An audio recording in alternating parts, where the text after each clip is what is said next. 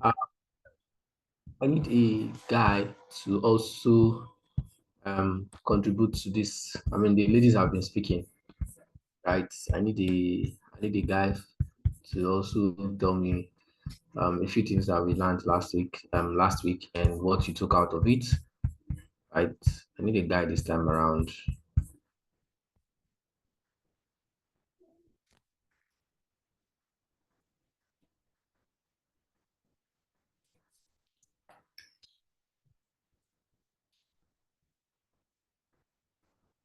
Or is there no guy on this call?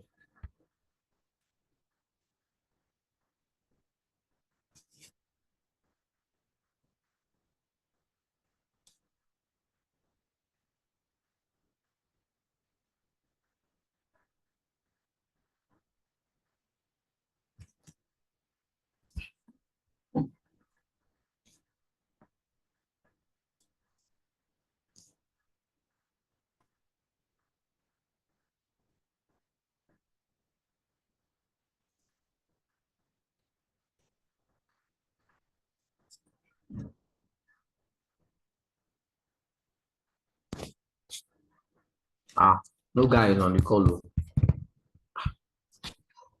Oh. Okay. Oh. Um, thank you for what you've said. I think those are the things that we've learned, right? These are the things that we learned last week. And thank you for explaining them the way it is. That was really helpful. Okay, Florence Onyim in the chat session is saying okay for the smart, specific, measurable, achievable, realistic, and time bound. Okay, yes, that's it. That's it.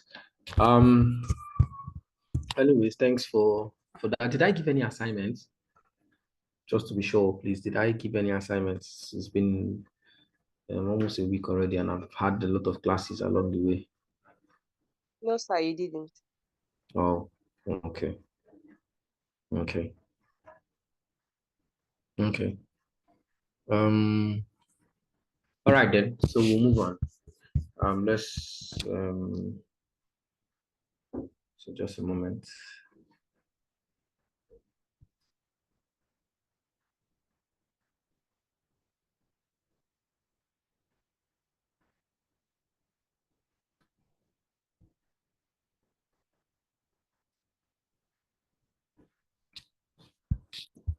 Okay, so today we'll be looking at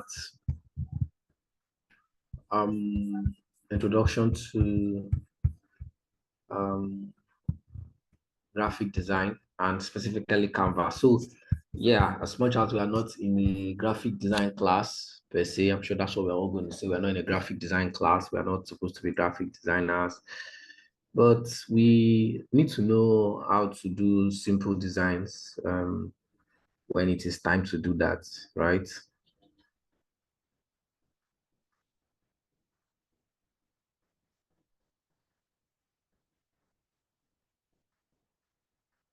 So we'll be very, we'll just be doing something really brief on that, on how you can design simple designs with Canva, especially for those of us that are business owners, them that might most likely want to, put out simple designs, um, on social media platforms, right?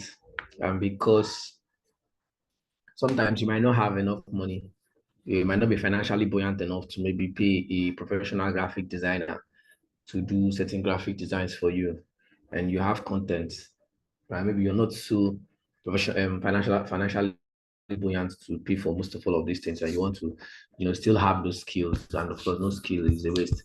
And you might want to say, okay, let me design with Canva, and let's see, let me put one or two things together, and it still looks professional in a way, right? In a way.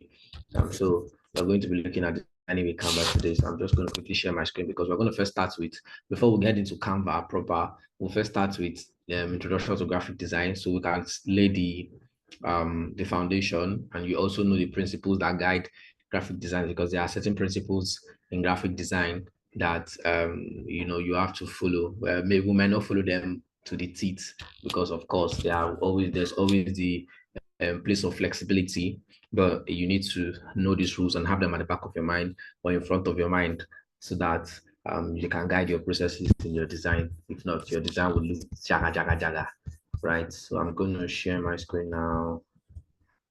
Just a moment.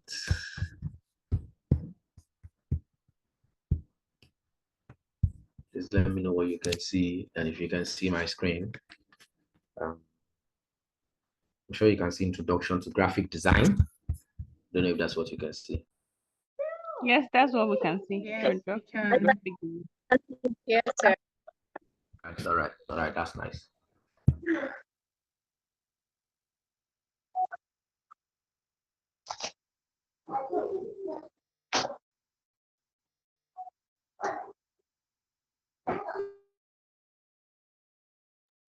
All right.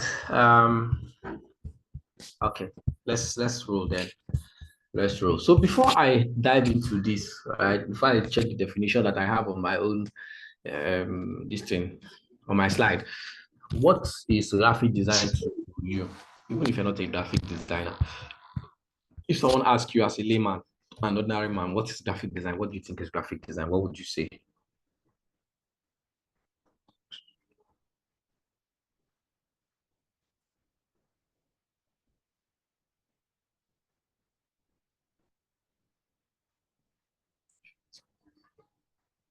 Yes, Sidara.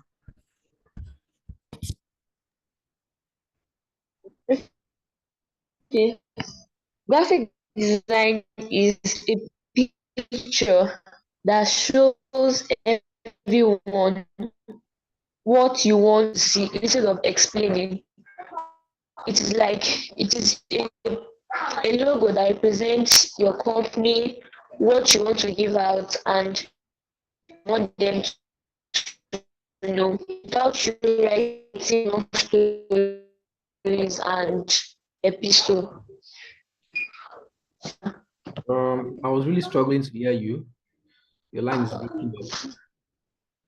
I don't know if you guys heard that, but I think I was struggling to hear her. But I think I heard things like picture and I can't pick them word for word. But thank you, Dara, for that contribution. Yes, any other person, please. Yes, Delight. Only two people have been answering questions in this class. There's this Delight and Idara. I said Yes, Delight. Yes, sir. So for me, it's a form of using pictures to communicate to your audience. Okay, a form of using pictures to communicate with your audience. Nice, nice one, nice one, nice one. Thank you, thank you, thank you, thank you, thank you. Delight, that was nice. Florence Oyim says graphic design is a process of presenting text or pictures in a graphical form. All right, thank you. Ambassador Eunice.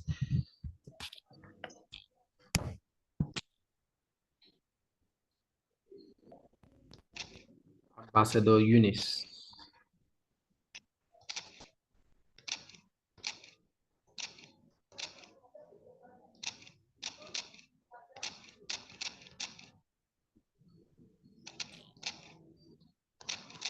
Oh, I thought your hand was up. Okay. Any other person, please?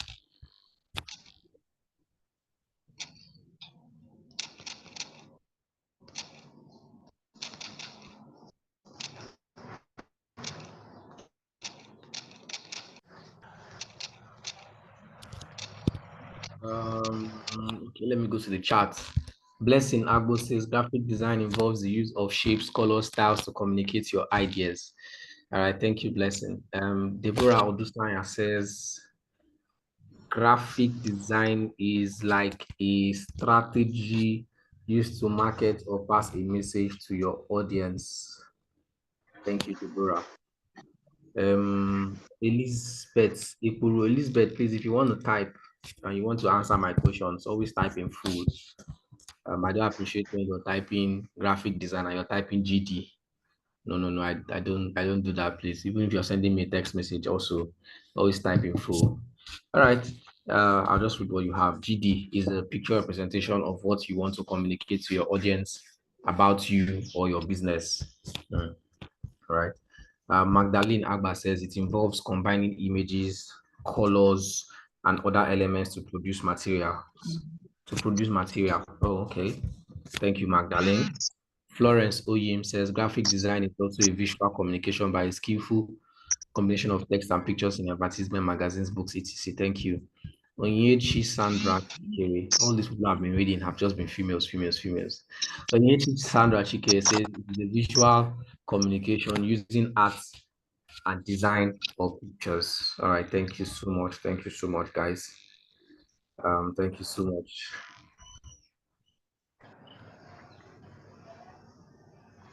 Thank you, thank you, thank you, thank you, thank you. Thank you for those definitions.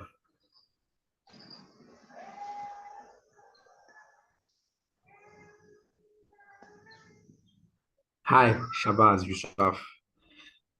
Do you want to answer my question?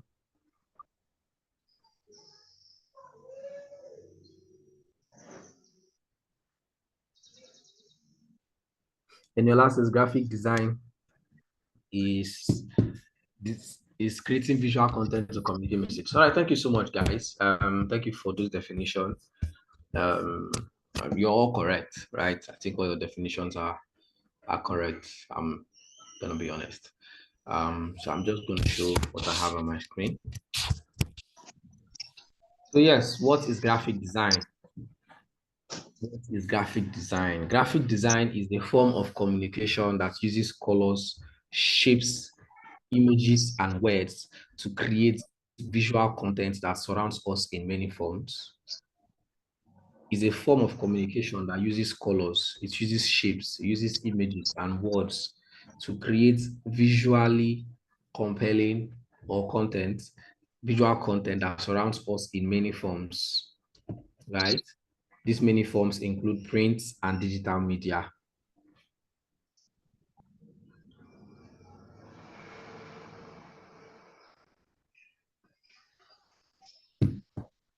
Effective designs communicate information in a way that inspires and involves consumers, right?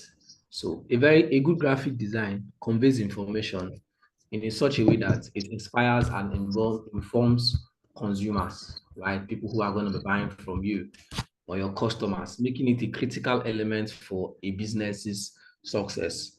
So no matter how much a business tries to avoid it, one way or the other, you will definitely come in contact with graphic design. You will definitely meet something that needs you to do graphic design.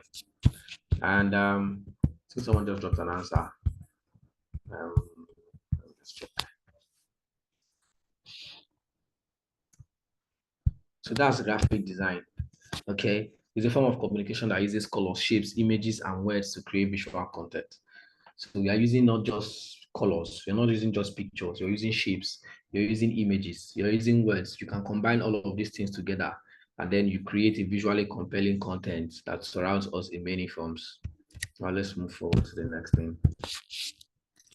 Now, what are design principles? So there are principles that guide graphic designs or guide graphic designers. These principles are a set of a set of rules, right, that you have to follow when you're trying to create a composition to create visually pleasing work.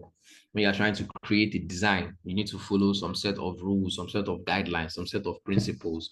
These principles and these guidelines will help you to create something that makes sense, right? Something that makes great sense.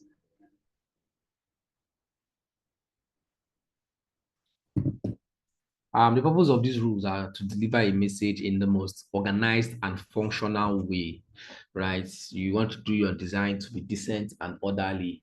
You don't want things scattered all around, some flying to Sokoto, some running to Jalingo, right?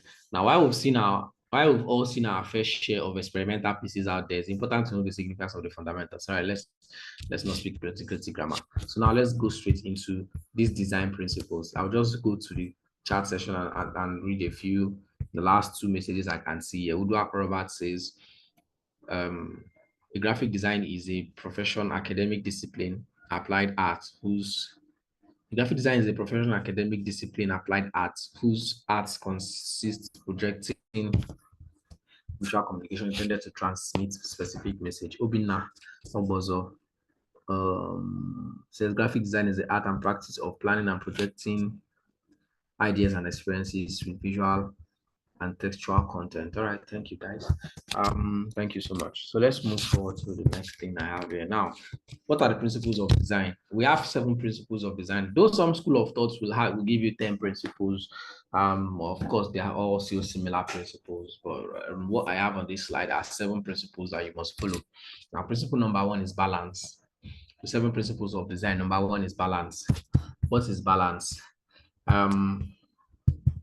Balance here is simply saying that any element placed on a page carries a visual weight, right? That any element placed on a page will have to carry a visual weight.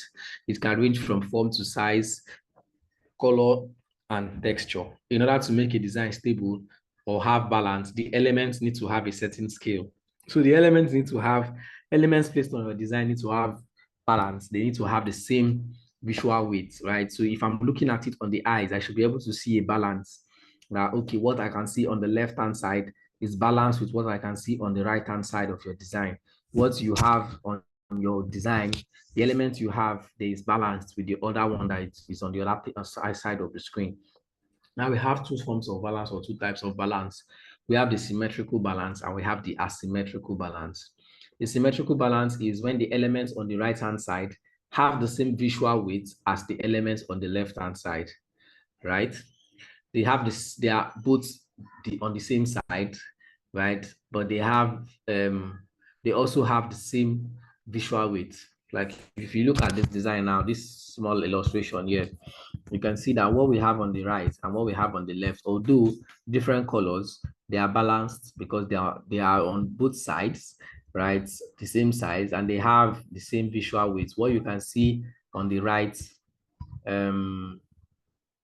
what you can see on the right is what you can also see on the left, right? What you can see on the right is what you can also see on the left. Is balanced. There's a balance that strikes it there, right? Now there's asymmetrical balance. Asymmetrical balance here, the asymmetrical balance is that they will have different sides but equal visual weight. Now if you look at this, you can see that they are not sitting on the same side. This is right, this is left, same side, the same thing, just different colors. Now for this one, they're not on the same side. They're not even the same color, they're not even the same shape, but they have the same visual weight, right? They are on different sides.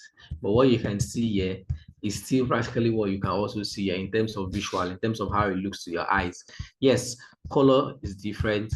Yes, side is different. Yes, shape is different, but the weight of the image or the weight of the element that you can see, they are both balanced. You can see the same or have the same visual weight. So that is principle number 1, balance. Right, let's move on to the next. Principle number 2 is unity. Unity in principle of design is the harmony produced by all the elements in a design piece, right?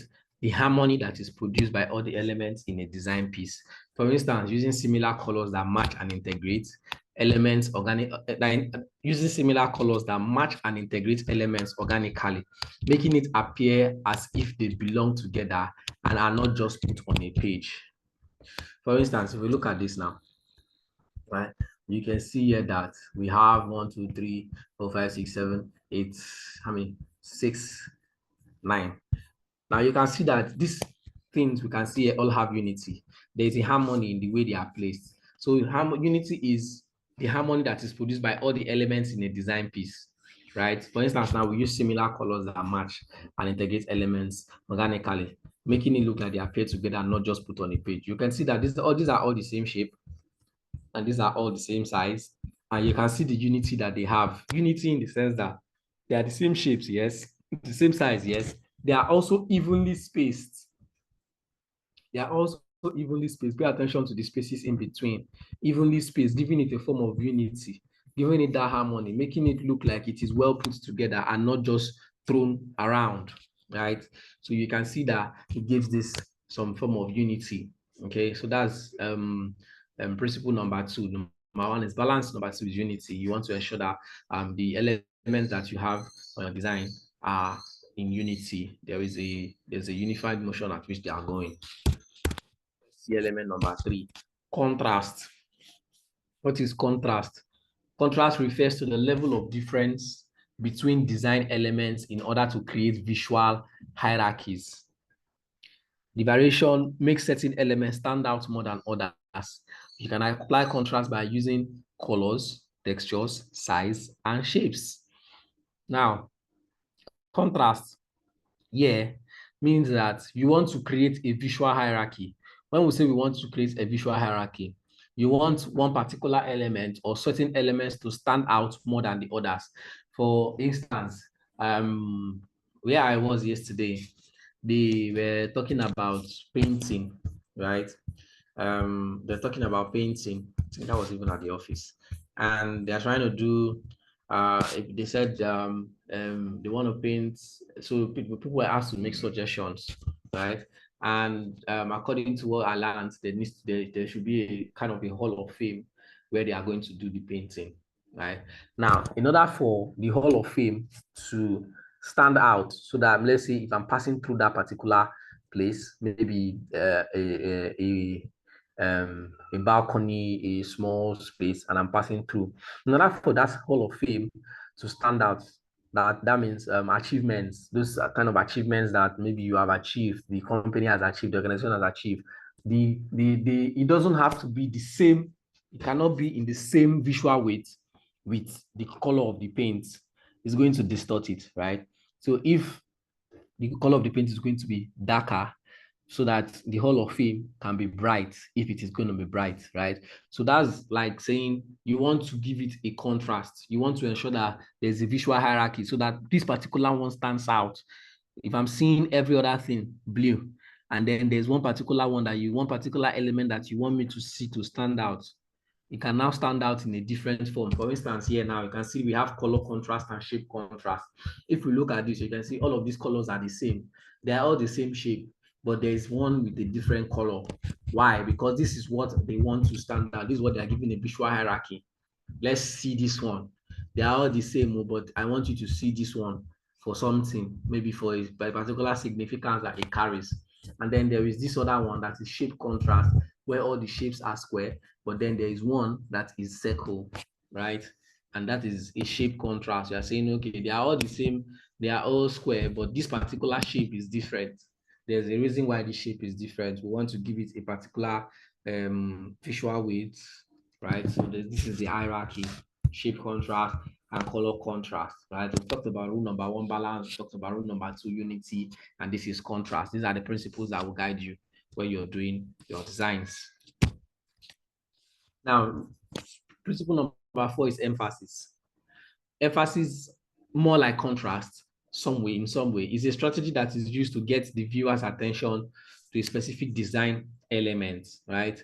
This can be in any form. It can be a button, it can be a website, it can even be an image. The purpose is to create something that will stand out from the rest of the page, right? Now, contrast is more like a visual hierarchy, right? Visual hierarchy. So you want one thing to be different in visual. But for emphasis, you are trying to say, this thing is what I want you to look at, this particular one, maybe because that's what is going to help you take an action. It can be in any form, maybe a button, a website, or even an image, right? So for instance, you can see that all of these, they are blocks, they are square, and then there's one with a different visual weight, right? And then there's something underneath to create more emphasis, right? That yes, so this one is a different color, but there's an emphasis I want you to also see. Maybe this button will take you to do one thing or the other, right? So you want to place emphasis on a certain element in your design so that people can see that one, right? That one can be the main standout from the whole other elements, from every other element on the page. Right, next is number 5, repetition. Repetition is using repeated elements on a layout, right?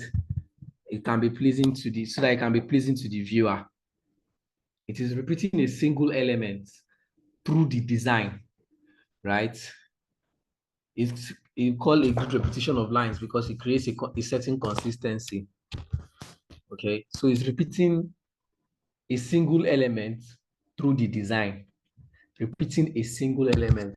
We can see that these are all single elements. 1, 2, 3. This is a single element, this is a single element. You're repeating that single element through the design. Same with this one. All of these are square, same size. These are also square, same size. These are square, same size, different color. These are circle, same size. This is circle, see different size, same color. This is circle, same size to this one, different color. It's more like a repetition. They are repeating these different elements, right? A single element across the design. This is circle. Circle is a single element. It just comes in different sizes and colors, but then there's a certain repetition, right? That makes it look and make sense and creates a certain consistency while you are actually repeating it. That's number 5. Now, number 6 is pattern. Pattern is repetition of more than one single element. Now, remember the first one is repetition of a single element. But pattern in the principle of design is a repetition of more than one design element. Repetition focuses on a single element being repeated. Pattern refers to multiple elements being repeated throughout the design. Now, if we look at this, we can see here that these elements in this box are not all the same, right? There are different elements that have been repeated across the design. You can see what they look like, right? So pattern is simply repeating different elements or multiple elements throughout the design, but giving it something or placing it in a way that it does what? It makes sense. It's still visually pleasing to the eyes. I mean, we can see from here that yes, this might be different elements, but it's still pleasing to the eyes. That's pattern. Repetition is a single element. Pattern is multiple elements. Please keep that in front of your mind, right? Keep that in front of your mind. Now, the last rule is rhythm. What is rhythm? Rhythm, of course, more like the other two, like repetition and the pattern, is just a little more complex. It has more complexity than the others, in the sense that repetition and pattern are applied to the same element throughout the design, right? While rhythm is a visual tempo of a combination of elements when used repeatedly and with variation, while still giving the feeling of an organized movement. So it's more of the visual tempo of combination of different elements together. These different elements are now used repeatedly on the design and used in different variations. But then rhythm is something that now gives it the feeling of an organized movement. Like we can see here that these are elements, different elements that have been combined together. If we take a look at this very well, you find out that this is not just one. There are so many elements that have been combined. There's circle, there's these elements. They have all been combined together, right? And in different colors. But from what we can see here, there is a visual tempo that it is giving us, and it has these variations that it's giving, and it's giving us an organized movement. It's not looking jaga jaga.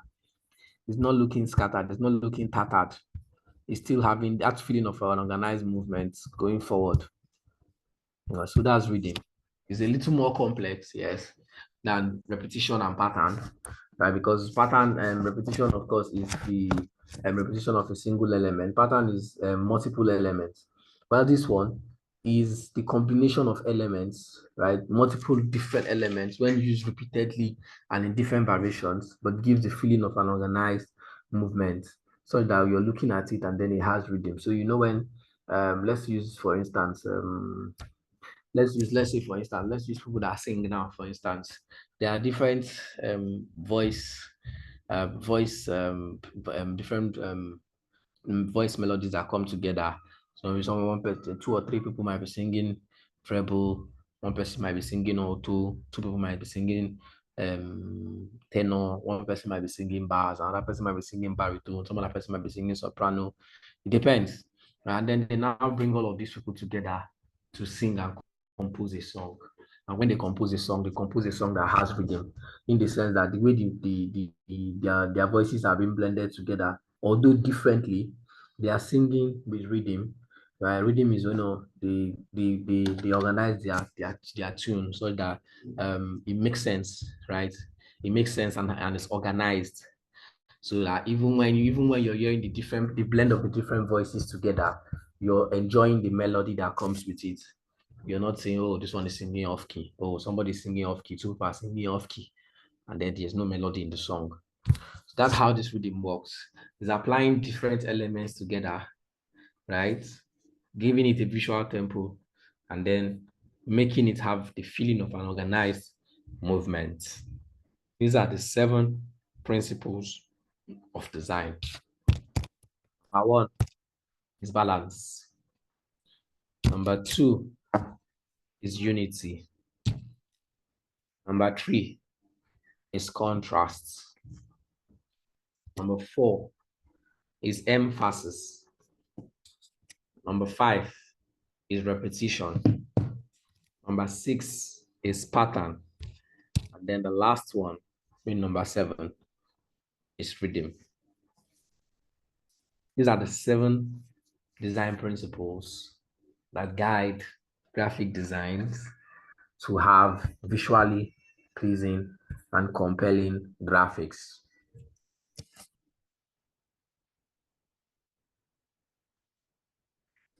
All right. Hope you follow. Now let's look at what fonts and typefaces are. Now, I'm sure you must have heard the word font a lot, but we most likely do not hear or rarely hear the word typeface. Yeah, you must have heard the word font. You might ask someone, what font of course, it's what font I use. What font did you use for this design? They'll say, okay, I used this particular font. Oh, I used this particular font. Now that's the word font. Right, but we do not hear or would not know about, most of us might never have heard about typeface. Now, the typeface actually is the font family. The typeface, or we call it the font family, is the design or style of a set of characters. It encompasses the overall appearance, shape, and style of the characters, including variations in width, style, such as bold, italic, or is a collection of related fonts. While a font, on the other hand, refers to a specific instance or variation within the typeface. It is a digital file or a set of characters of a particular size and within a typeface. So we're going to look at it, what this means, what this explanation is. So for example, Roboto is a typeface, and then is a collection of many styles, such as Roboto Regular, Roboto Medium, or Roboto Bold. Meanwhile, Roboto Bold is a font. So let's see. Let me open my screen and share my screen.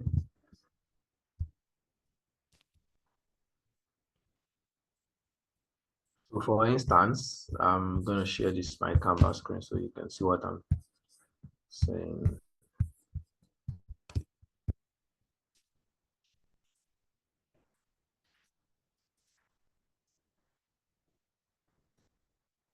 All right, I'm sure you can see my screen. So for instance, let's go to text.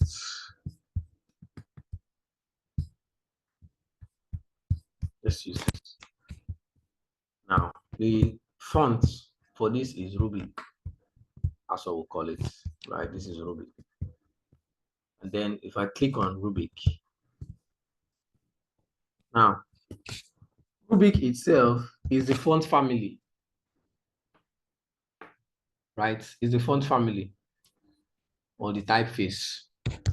Then we have Rubik Light, Rubik Regular, Rubik Medium, Semi-Bold, Bold, Black. These are now the different fonts under this particular font family called Rubik, right? The font family is the font family is just like you have your extended family. Let's say you have a family headed by maybe yours, of course, maybe your grandmom or your granddad, your grandmom and granddad probably give birth to 6 children. Now, they are your parents. They are like the head of the family. And then they now give birth to children, 6 children, who in turn give birth to other children. Right now, they are the font family, while the children with their different names and different looks are now the fonts, the main font.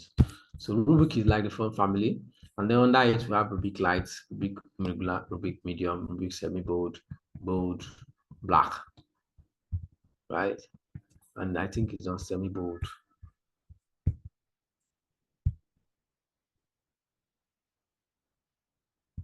Okay. So, what's it showing on my screen? So let me put this on. This is Rubik. So if I want to change the font from the Rubik where it is now, I think it's on Rubik semi-bold, I can make it Rubik bold, black. Rubik bold is better. So that is the font and the font family. The font family or the typeface. Right, back to my slide. The font family or the typeface is the design or style of a set of characters. Now, we just looked at a set of characters of Rubik, which is Rubik bold, Rubik light, Rubik semi-bold, and the rest of them. Right. Now, the font family encompasses the overall appearance, the shape, and the style of the characters, which includes variation in weight, bold, semi-bold, variation in width, how do they look, variation in style, italics or bold, is a collection of it is actually a collection of related fonts. That's what a typeface is. A typeface is a collection of related fonts.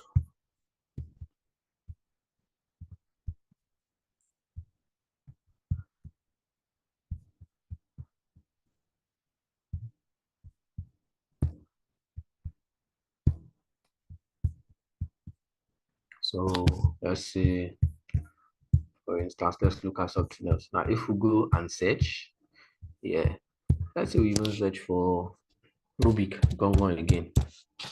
Right, so you can see now, you can see that that's not just the only Rubik we have. These are all under the typeface Rubik. You can see Rubik bubbles, Rubik bond, Rubik debt, Rubik distress, Rubik gemstones, Rubik glitch. They all look different. Right. If I change this to Rubik gemstones, see what it looks like. Right. At the end of the day, we are using Rubik with Rubik bold. Okay, not any of this other one. So all of this now are under the typeface Rubik because it's the parent.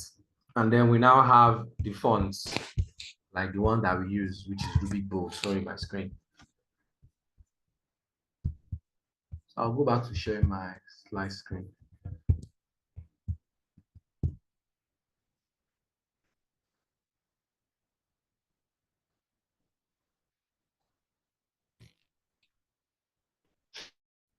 So we give an instance there, Roboto. We can also look at Roboto, but that will be later. Now, how to pick your font? How to make a pick on the type of that you use for your design? Now, the most common categories are the serif and the sans serif typefaces. Sans serifs are the most common option used because they are readable. Now, sans serif type, the say when we say serif and sans serif, we are saying the typeface, right? Now we mostly commonly use the serif typeface. They are the most common option used because they are readable, right? Serif typeface, primary typeface, but it only fits personality. So when we say we use sans serif, we use those sans serif typefaces, that is fonts that are readable, that can be easily readable, like this font now, right? Like this one. They are sans serif typefaces. Fonts that can be used as a brand primary color, like primary if you reader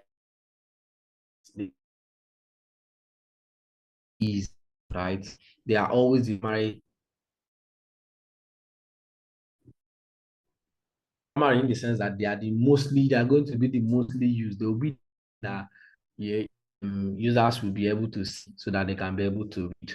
The serif typeface can be typeface, right? It can be, but it has to be unless it suits a brand personality. While those ones are more suitable for large chunks of like articles. Example of that type serif type is time. The font called Times New Roman. We know use as primary typeface, it can be readable. It only is more suitable when you have large chunk of words, when you're typing a document, right? When you have an article.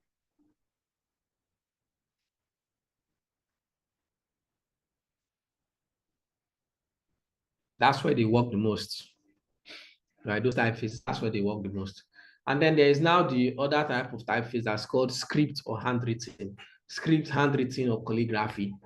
Yeah, these ones are very difficult to read, and they should never be used as a primary typeface. They are only used for those are only used for when you're trying to beautify your design or your write-up, right? Those are where they are used when you're trying to beautify your design or your write-up. That's where you can use that particular typeface. But let me go and show us what the calligraphy and the handwritten looks like, as well as the others.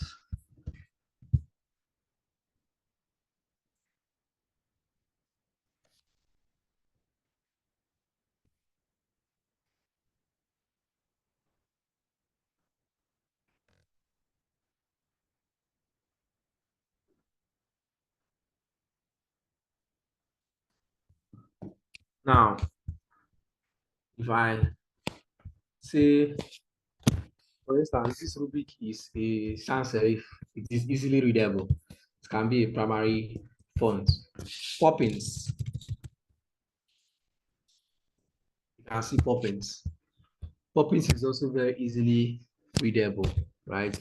Can also be primary font. You can see Poppins here, right?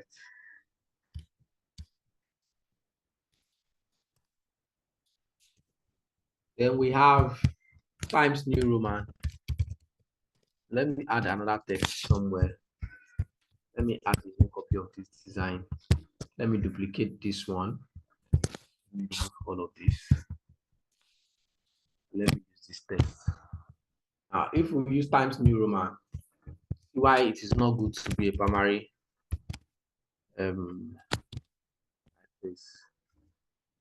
see what it looks like. Yes, it's readable, but it's best suited when it is for large chunk of words and it's even on semi-bold.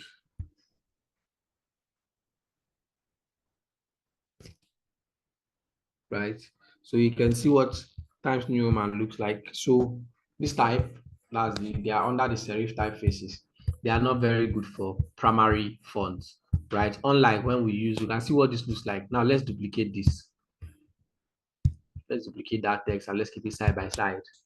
Now let's see what Poppins look like compared to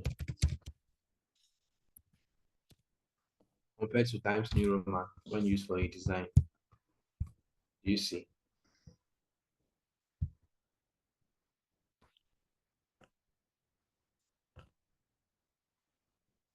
So let's see. Now you can see that this one is clear, is readable, it's a sans serif typeface. Can you see the difference? Look at the difference between the both of them. Let me increase the size. And then increase the size of this one. You can see which one is easily readable. Is this one, right? So that's why we say that the sans serifs are mostly the ones that you use for your primary typeface. These ones can also be readable, but better for large chunks of words, like articles, like documents. But they can still also be used on a design as well. Then there is the calligraphy. I'm going to duplicate again. Calligraphy, handwritten. So let's check that one. I will click on here.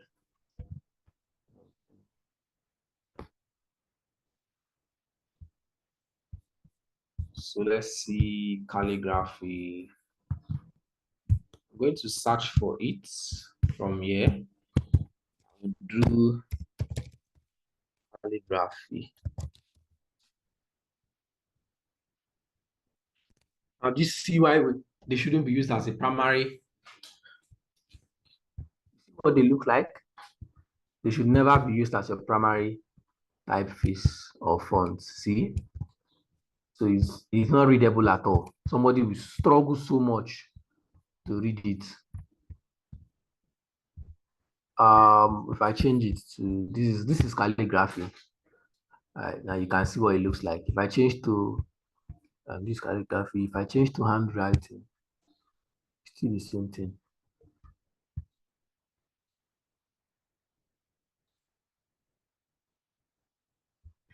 So let's check for this handwriting, right? You see what it looks like. I check calligraphy, I check handwriting. What's the last one that is called again? Scripts.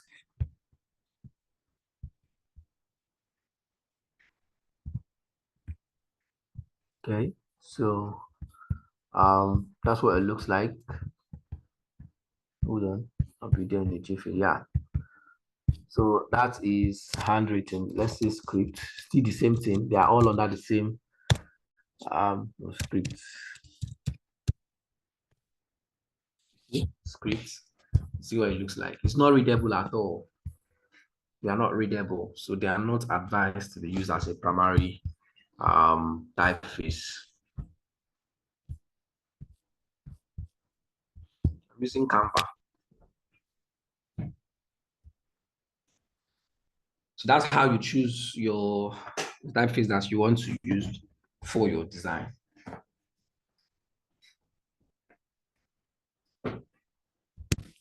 Any questions so far before I move into Canva directly?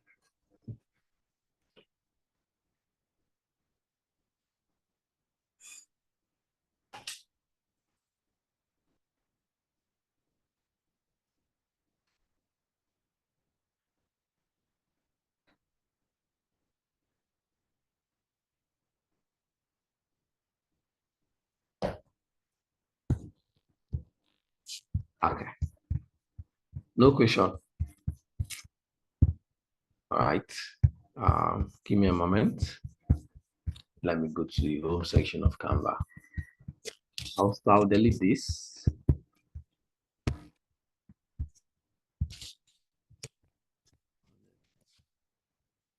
I'll delete the entire page.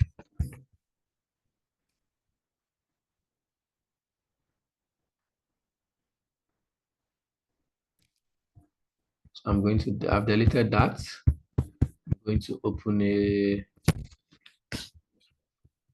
So now, if you want to log into Canva, for those who do not have a Canva account, you have to create a Canva account. So you have to sign up and create a Canva account. Logging into Canva is simply by going to canva.com. This is the URL, canva.com.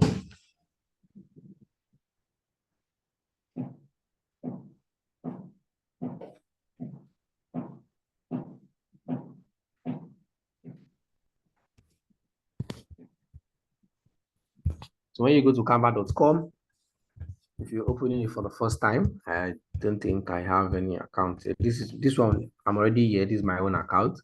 Let me open in a, let me go to this screen and see if it's going to open.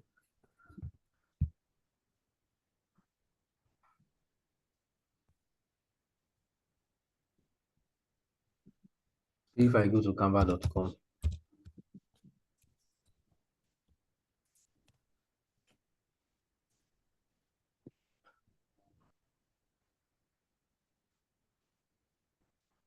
you see? So if you're opening for the first time, it's already signing me in because I already have an account. This is what you will see. You see sign up and you see login. Has logged me in already. Right? So what you do, you just sign up. You click on sign up. You follow the details. It's very simple. You sign up with your Gmail account. They give you various options. Sign up with your email, sign up with your Yahoo Mail, sign up with your Facebook account. Just give you different options at which you can use to sign up your or sign up for Canva. All you have to do is you sign up, create a password, and then you have your Canva account like this. Yes, Idris.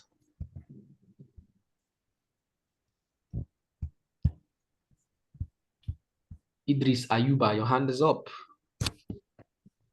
I'm sorry, sir. You make a mistake. Okay. I'm sorry, sir. No problem. So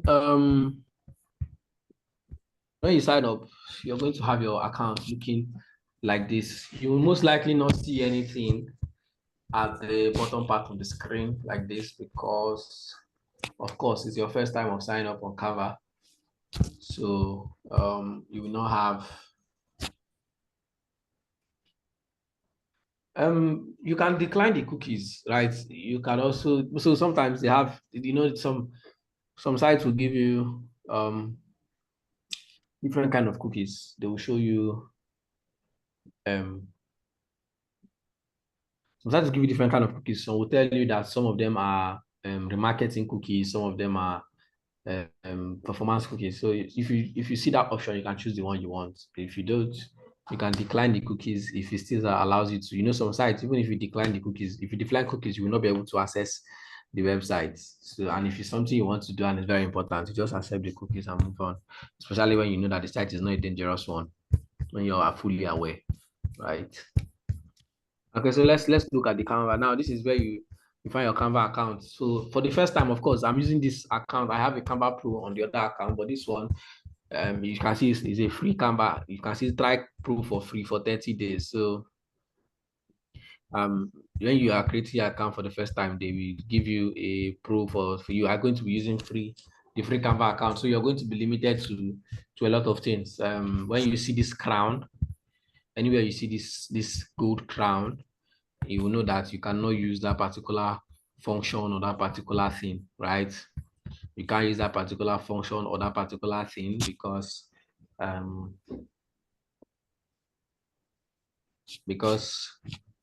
it is pro. It's only for pro users. Now, if we look here, you're going to see that this is the free Canva. Sorry. This is the free Canva account. What's going on?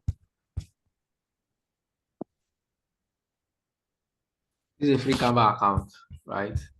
And you're going to see a couple of things. You can see creative design. Sorry, I'll close this and I'll open it again.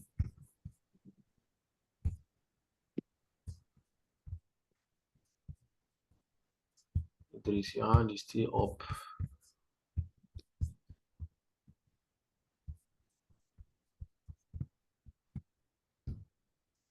Sorry, let me lower Idris' hands. Yeah, done. Okay, so I'm going to open that again. That's a free Canva account.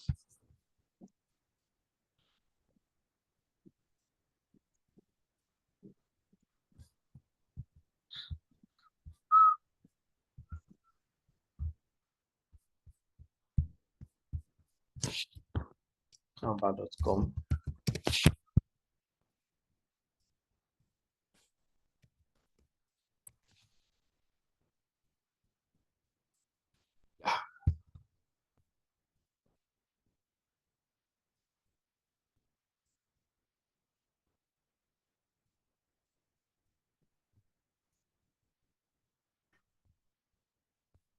Yeah.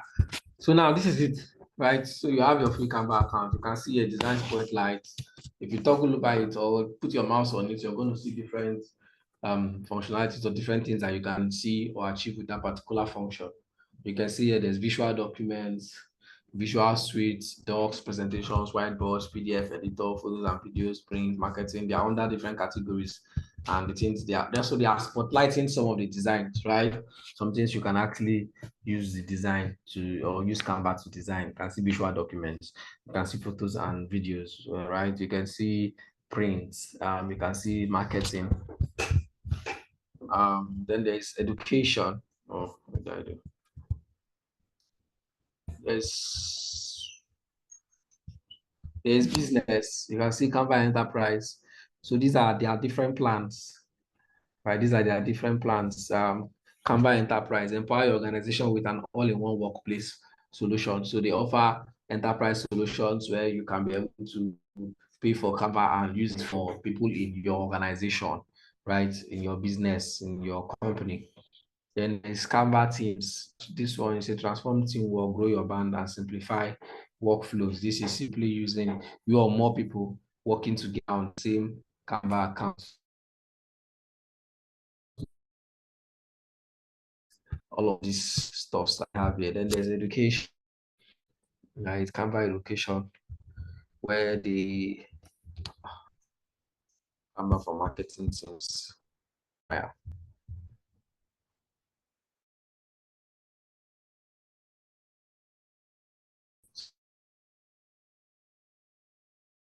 It's a bit slow and bad.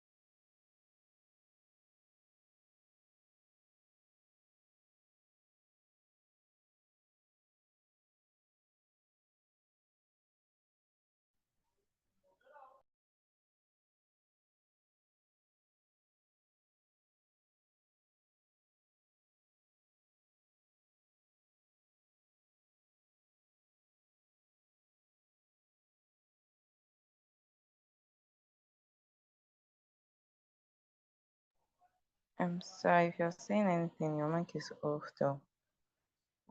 In case you're saying it. Yes, I'm saying things. Sorry, because because the team knocked me out. Oh, okay, sir. So thank you for that. What's going on? Why are you taking me back?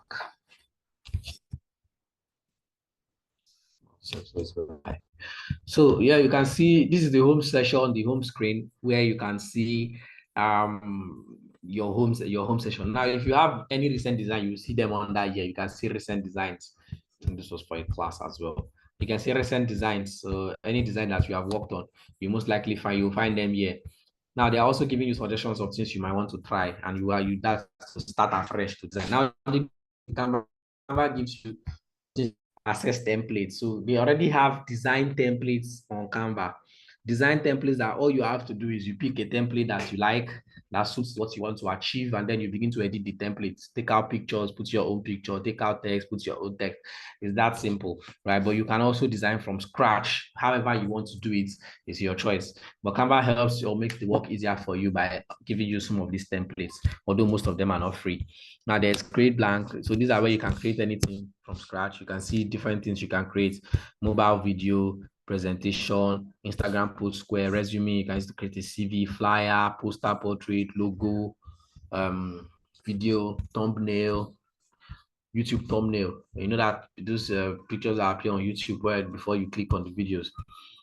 Dates and details, that's invitation, Facebook posts, stories, mobile video. So you can use it to create, can use it to explore and create a lot of things, right? Then this is projects. Under projects, that is where any Magic Studio. Magic Studio is the one that you can, put an idea, tell Canva what you want them to design for you, and their AI can do the design for you. I've not tried it before, but you can see from idea to design with Magic Design. So you just have your idea, you say what you want, and then maybe Canva can help you do the design and see what you want. Then there's also Magic Write, and this is not free anyways. You can see it's the pro version. You can only use it on pro version. Then there's projects. Under projects is where you now have the things you have worked on, any work anything you have worked on, you worked on a design, someone gave you access to their design, you find them under your project, so long as it's a design that you have accessed or worked on. How is your own Canva, which you can call? Then there's templates. Templates are, of course, like I said, the one you want to choose. You want to design something, you can choose a template. You can choose what is already available and just, you don't have Magic Studio. Wow. I don't know. I don't know why you don't have Magic Studio. I don't know about that, but that's, I think maybe you can try updating it, maybe, because Magic Studio is on every Canva now that I have seen. Yeah, everybody's integrating AI, so Canva are not left behind. AI has come to stay. So you see, these are different templates that you can use, right? You can use any template that you, .com.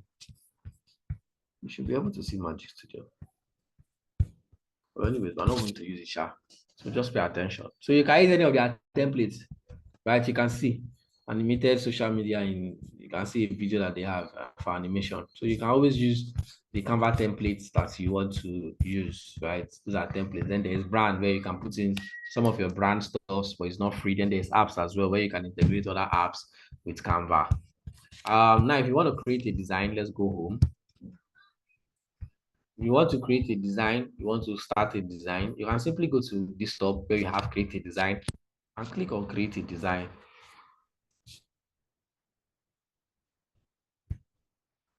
Now, if you click on create a design, it's going to show you a couple of designs that you can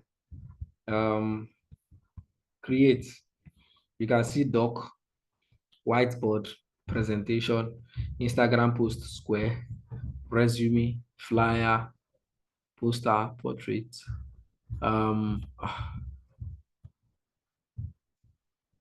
poster, a portrait format, logo, video, thumbnail, invitation portrait, Facebook posts, your story, mobile video. So you can use Canva to create anything you want to create, right? So you can just simply choose what you want to start working on. If I want to start working on a presentation like 16:9, that's a slide presentation, I will simply click on presentation, right? And it will take me to presentation. If I want to design an Instagram post square, now there's Instagram post square, which is 1080 by 1080 pixel. That is square, all sides equal. I'll just simply click on Instagram post square. There's flyer, there's portraits. Now, if you know maybe the thing you want to design is not here, maybe the you want to design something and the size of the design is not here.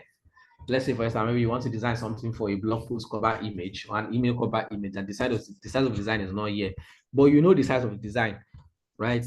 You can simply come down to customize size, and then you put the size of what you want to design, right? You can say maybe 1200 by maybe 600 pixels. If that's what you want to design, you can see Canva banner. It wasn't there earlier. So if that's the design you want, it is 1200 by 600 pixels. You simply type it and then you click on create new design and it's going to give you the size. If you want to design, let's say it's not in pixels, you don't need size in pixels, you can click here. You can see different sizes. There's inches, there's millimeter, there's centimeter. So what do you want to design? What's the size? Is it in centimeter that you know the size? Is it in millimeter? Is it in inches? Right? You alone knows the size of what you want to design. So you do what? You pick, right? There's 1200 by 600 pixels. Okay. Now that's for that size. I can say I want to do Canva. I say Canva Instagram post portraits, and I can say 1080. I think that's the size.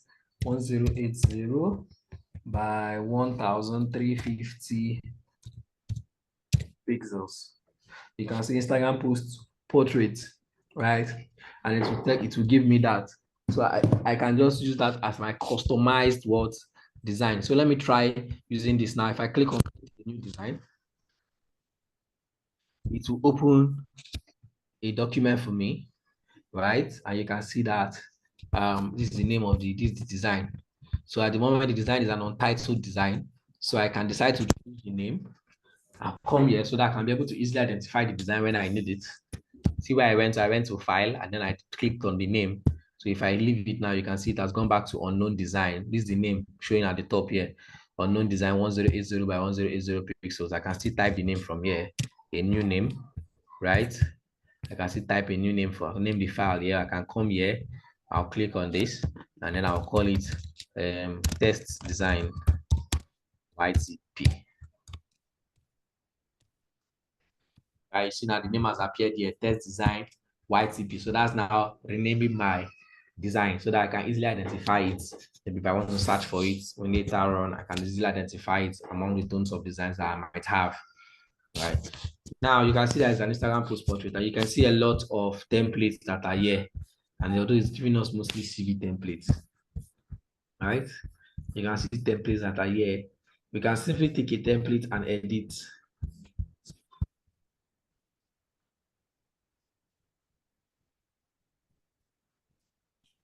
You can see this is Savage, although it's a pro template, so I can't use it. You can see this template is pro, so I cannot use it. Some of the templates are pro. This one is also a template, right? You can see it here, and then you can begin to edit. I'm gonna use this one. Complex.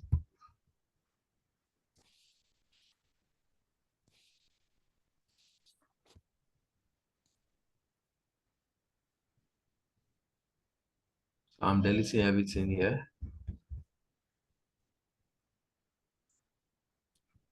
Right, you can see a lot of different free designs and free templates that we have here.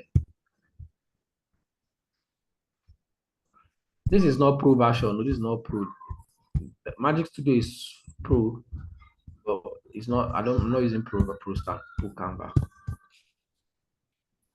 So let's just look at the basic things we need to look at first before we try a design. Now, if you say you want to choose a template, you can simply come here, look for a free template that you like, that you want to use, pick the template and begin to edit. Pick the template and do what? Begin to edit.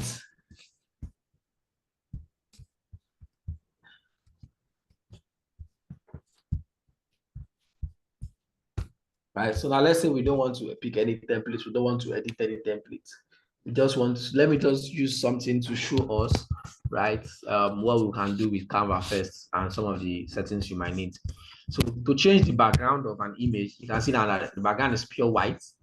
I'll click on the image, on the element, and then I'll come down to here where you have background color. You can see background color at the top of my screen.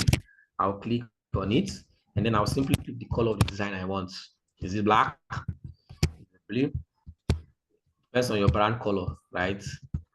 Depends on what your brand wants to achieve. If it's white, we leave it at white. Black, we leave it at black. Right. Now that's the color, right? The background color.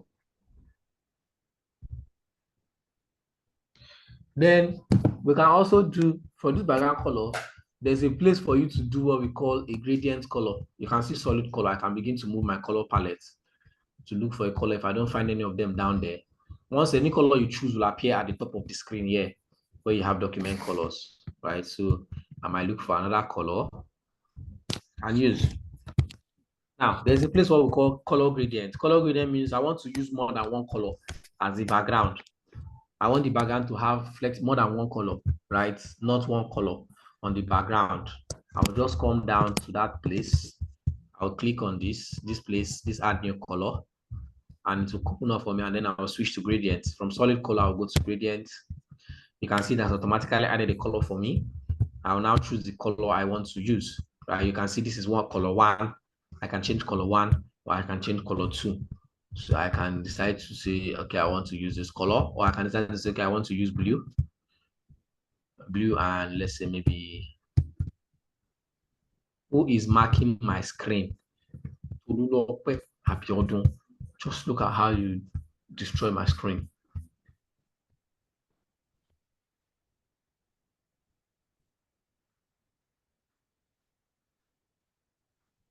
Okay, so I'll stop sharing now, so I can take this thing off my screen, and then I'll turn off the annotation so that another person will be able to do that on my screen.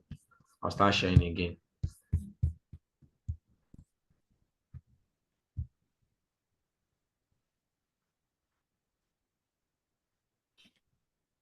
Yeah. So you see, I've mixed two colors now, right? This is blue and what's this color? Blue and whatever this is. So I can change this black from that color to that doesn't work. So maybe this blue, right? I can change it to this blue. I mean, this works. This looks okay. I can change it to white.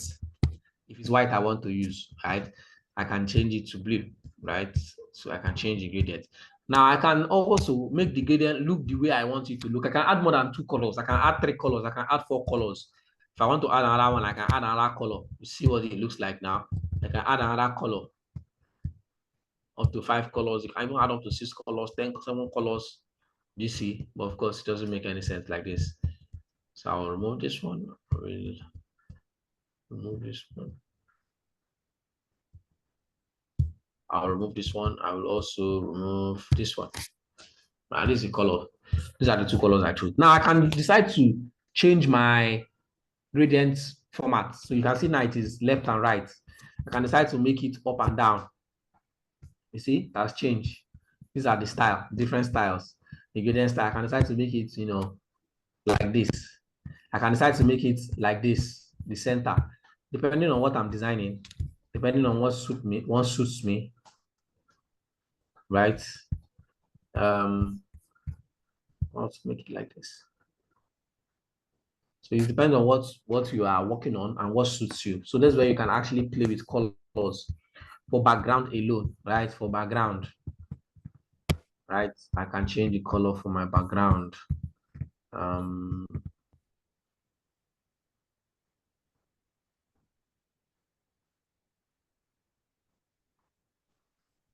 This is for colors, right? Now I've chosen a color. Next thing now is let's add a text to this design so we can see how we can also play around with text. So I'll come down now. Okay, I didn't show us what we have on the left-hand side of the screen. Now on the left-hand side of the screen, you can see design at the top, elements, text, brand, uploads, draw, projects, apps. Design here, for the very first thing you see, design, those are simply where they have their templates, where Canva has already designed their own templates. That's why it's called design. So it's already designed templates that Canva has in their custody or in their pool. So you just pick a template that you want and use. Then there's elements. Elements is now where you find certain things that you put on your design to make it make sense. For instance, I might want to add a box. This box. I would bring it from elements. I can bring a square element. I want to add a frame to a picture. I'll bring it from the elements. All of those, anything you need for your design, right? Any special thing you need for your design is in elements. If I go and search for frames now, if I search for frame, picture frame, let's say frames, you can see different frames, different elements, different frames. All of them are found in elements. I can pick this frame, right? Then I can set the picture into the frame. For instance, let's say I have a picture. Let me check on my uploads. I have a picture of this lady. I can bring her and I can put her in the frame, right? So just like you have your picture frame in your house where you put your picture, I can change the color of that frame because that one has a black edge to white so that it is shining well. Okay, so that's that. I'm going to do this. The entire frame. So that's where you can get any of those elements. There's text there under the element. You see anything, you need a special thing. Of course, some of them are going to be not going to be free because this Canva is not a free version of Canva. This Canva is a free version of Canva rather. Sorry, give me a moment.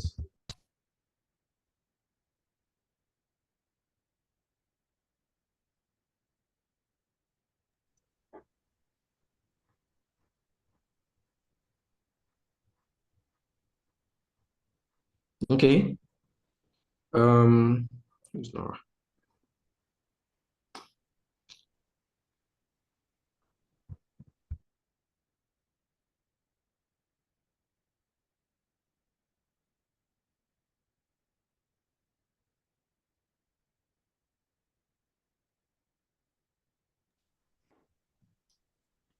Yes, so that's for what you have on your element. Then text. Text is where you want to, when you want to type a text, you type the text, you collect the text, whatever size you want. Right? There's subheading. a little body of text. You can now type your text and change it to what you want to change it to.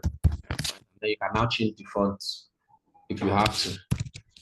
Oh, excuse me. Control Z. Right, so that's where you get text from. There are different kinds of text here, so them are not free. Then there's brand. This one you might not get to use it anytime soon. This is where you, but you know, of course, you need to have a Canva free plan where you can begin, where you can upload your brand items. Maybe you have your own branded items like logo, your own brand colors, your own brand font, and maybe Canva does not have that. You can then upload. Then there's uploads. Upload is where you upload anything you want to use for your design, your pictures, your images. That's where you get them. In your uploads, you upload a file. For instance, if I want to upload a file, I'll click on upload files, and I will go to maybe downloads. I don't know if I have any pictures on downloads on this particular laptop, and then I will pick what I want to upload here. So, for instance, I can say this picture, single apple. And it's uploading. You see, when it's uploading, it shows you this. What's it called?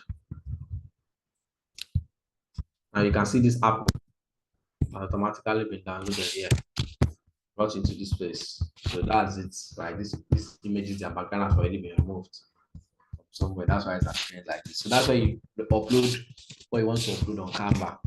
Then there's draw. Draw is where you now want to use your hand to draw things. If you can draw, right? You can see that I can change the color. It's blue.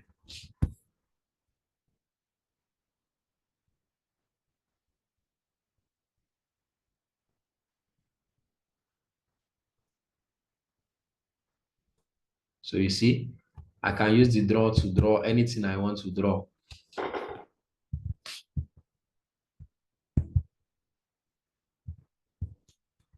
Of course, that is if you know how to use it. You can see you can increase the weight of what you're drawing, you can increase the transparency. There's the eraser by the side, which I can use to erase what I have drawn. I've erased it. So that's the draw. Then there's projects, that's what you've worked on, right? Projects that you have worked on. Then there's apps. Apps is now other external applications that can link with Canva to help your designs get better. More from Canva, right?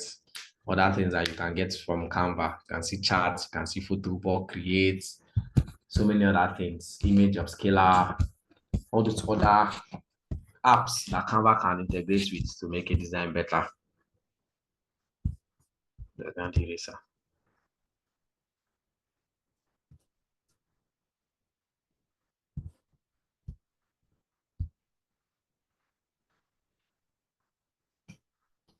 Okay, so you can upload an image and remove the background.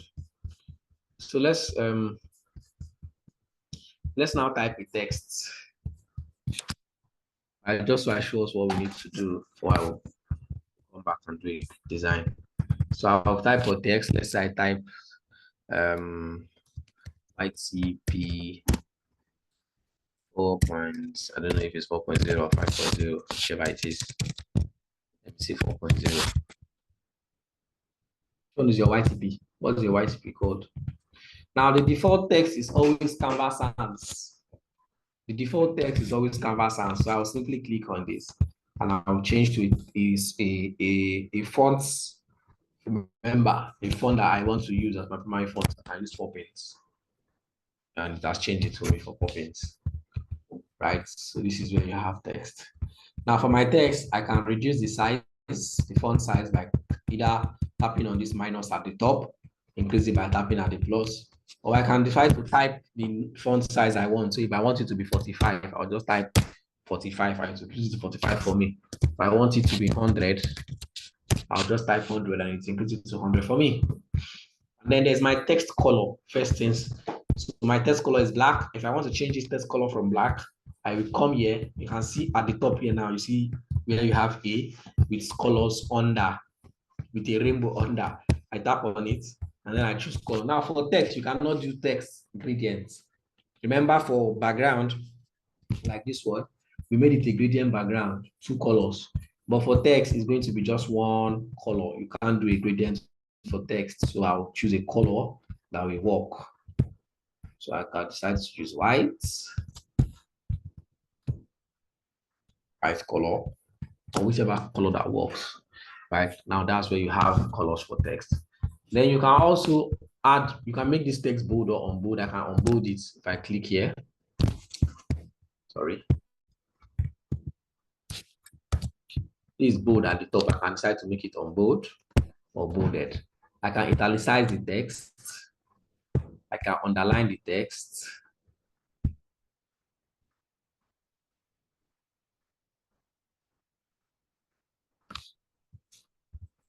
So this is the color, right? Now I can play around with this particular text. I've chosen my font. I can, adjust the text. Of course, if it's more than one, I can align it the way I want. I can put the bullet point if I want to bullet point, right?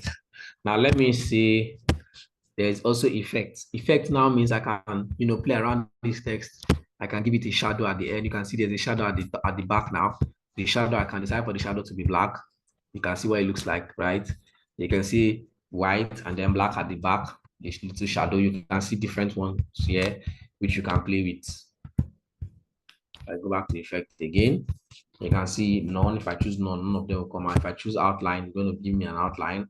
So I can just play with all of these things for the text. I can decide to curve the text or curve the shape, right? But I'm leave it at none for now. No of those things. Then there's animate. Animate is where you want to animate your text. You want to, add some animations. We're not going to look at that. So you can see animation where you can animate your text. Looking at that. Oh, we're not going to use it. I'm going to change this back to none.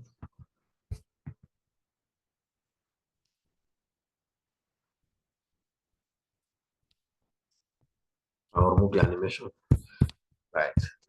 And this is transparency. Transparency can work for both text and normal images. So for instance, if I type, let's say I want to put that, let's say I want to put a picture in this particular design. Let me go to my uploads and I want to pick a picture, this woman. Now for images, please take note. Let me bring her in front somewhere here. For images, right? When you upload an image to Canva, don't drag like this, right, from the side, or like this from the top. No, please. You drag diagonally. You drag from the edges like this. Sorry, not from here, not from here, or here, or here, or down. You drag from here. It maintains the size of the image. Then you close the excess space. The only thing you have to do now to use that part is you close the excess space.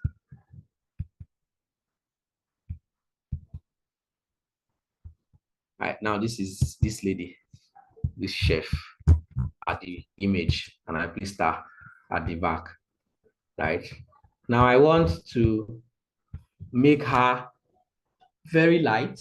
So I don't want her to be bright like this to show in front of me as it is now. All I have to do is I have to click on this image, and then I'll go to transparency, and then I'll reduce the transparency from 100 to maybe 13 or whatever, right? You can see that you can see the image. There's an image at the background, but now it's very faint, right? It's light. I mean, you must have seen, you must have come across designs like that where there are things at the back, right? Elements at the back, maybe an image or something, but they are light, just like this one. Okay. Now I can decide to say I want to the image, the text. I want to add a shadow so that it appears better. I can go to effects, which of course is where you add it. Then I'll add shadow. I'll click on shadow. When you click on shadow, I'll click on this, and then I'll change you can see the colors. I cannot change the color, the shadow that I added. You can see there's a shadow at the back now, but it's still white. I cannot decide to make it black. And then I increase the size. You can see what it's looking like now. Now, I'm just doing these things. I'm just doing this to show you the simple things that you need to know on how you can use the Canva. Basically, we are not actually designing anything at the moment. We are not designing anything. We are just looking at the different tools on Canva and how you can get it done. Someone is raising their hand. Imobon Idara.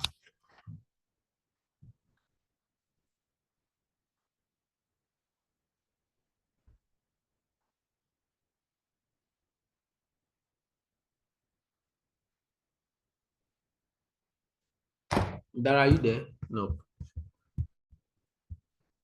Okay. Florence, sir, can you please repeat how you made the image a shadow? How I made the image a shadow? See a shadow. I just reduce the opacity. Okay, so this is the image. If I want to increase it back, I'll go to post transparency. If you go at the top, you're going to see something like transparency. I'll click on transparency and I can increase it back to 100. Right now, if I want to reduce it, I'll just simply go back to that transparency. After tapping on what you want to reduce, I'll click on it. I'll go to transparency and then I'll reduce it back. I'll reduce it to the number I want. You see now it's at 13. Can be 35, can be 9, can be 0. 0 is not sure at all. So maybe 15. I'll leave it at 15. Indara, your hand is up. Do you want to ask a question?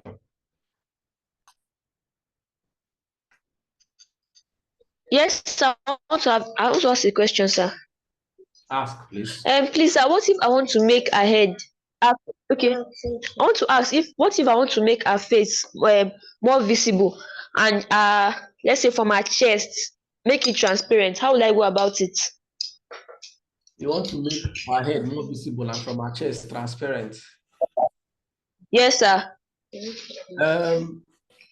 With Canva, it's going to be the entire image. Maybe you can do that with Photoshop or Adobe Illustrator. I'm not sure. But with Canva, if it's the image, whatever you're reducing would reduce the entire thing. Okay. Right? Except I can do it, except I can do it this way. There's always a way. Let me try something. I don't know if it's going to work, but let me try. Now let's increase this. And let's duplicate the image. Okay. Then I will drag to this place, to her body. Okay, that's her body. Yes. Right. Watch what I'm doing now. Let's see if it's going to work. Then I will tap and then I will reduce. Did it work?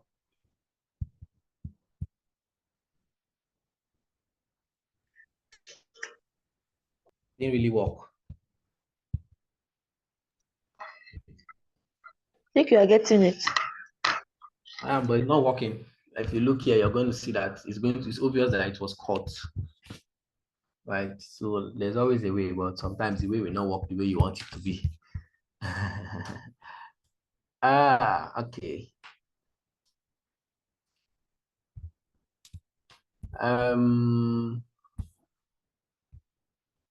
So what did I just do here now?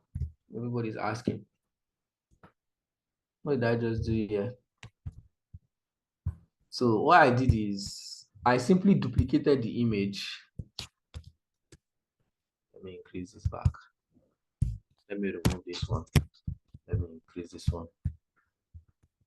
This is a single image now, right? For those who are asking. For those who are asking, this is a single image, right? Now I duplicated this image. I simply duplicate. How do I duplicate? If I tap on it, you're going to see here. If you look at the top, you see duplicate, you see delete. You now see a button more that has other things, right? So I simply duplicate the image. It now brought the image to be 2. The same image, right? 2. I will now place the image side by side so that it is exactly the same in the same position. Then what I did is I reduced this one, the one at the top. The one at the top. I reduce the head. So that's the first image that I reduce the head. Then you can see it's the same thing with the other one. Then the other one, now notice that this one has become reduced. Look at where it is. Then the other one at the back, I tapped on it.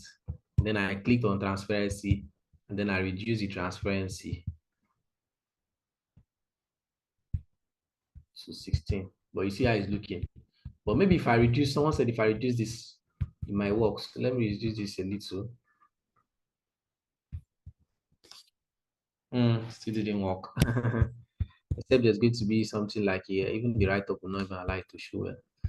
So I can bring my image front layer, bring my image to the front, the text. It didn't work before. But that's what you need to know.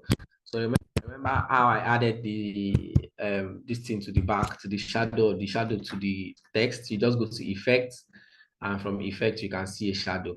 Now, if you want to design, most times if you want to design, you might not have the idea of what you want to design from scratch. You might not have the idea of what you want to design from scratch. So you might have to go and get ideas from somewhere. You might have to get your idea from somewhere so that you can be able to design. Now, Pinterest is one of the places that I think is the place I get most of my ideas. If I want to design something, I just go to Pinterest. I can look at what other people have done. I use it to get inspiration to make a design.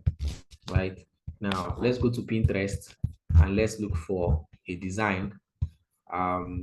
Maybe something we can even model. Right. Then we'll see all the functionalities. Something very simple. So I'll click on share. I'll change my screen to this one. And I will go to Pinterest where I have a Pinterest account. I'll type Pinterest. Pinterest. That's Pinterest. Pinterest.com. Of course, you need to have an account with Pinterest if you need to see some of these ideas that you need. So I'll click on enter. And you can see the Pinterest. You can see a couple of designs that other people have already designed and have on Canva, on Pinterest. Like they've uploaded it or updated it. All I have to do is I will now search for the idea I want. You can see that it has a lot of ideas. Like Pinterest is a place where you can go and get ideas. People who have already done their stuff will just put it on Pinterest, and you can go there and get ideas to also do yours. Right? For instance, we can see that we have a lot of things here. Let's say we want to make a very simple design. Let's say now, let's just type graphic design ideas.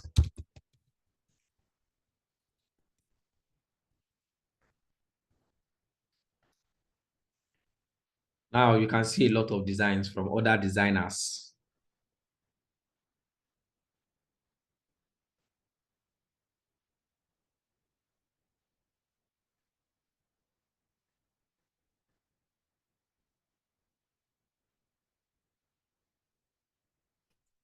You can see a lot of design ideas from other designers, right? And then you can pick something. You can see the other one that we have on that place that we were using. I was using it for students as well. Right, you can see a lot of design ideas. Some of them, of course, are not done with Canva. Some of them are done with Adobe Photoshop or Illustrator. So they are maybe a little more complex and maybe difficult, however you put it. Right. But we can look for something simple that we can model.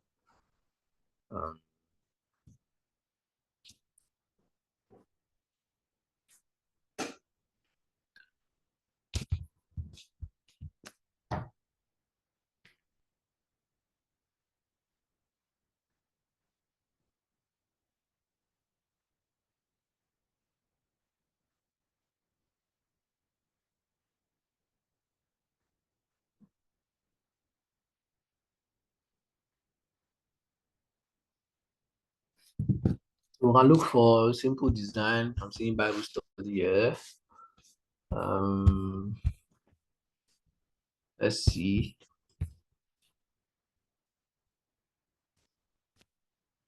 No, you cannot pick from Pinterest and edit on Canva, because Pinterest, you're going to be seeing it as a picture. an image. Someone has already designed it, so you can't edit it on Canva. You can only go there and use the idea to create yours. Let's go to this place. I'm looking for what I'm going to pick.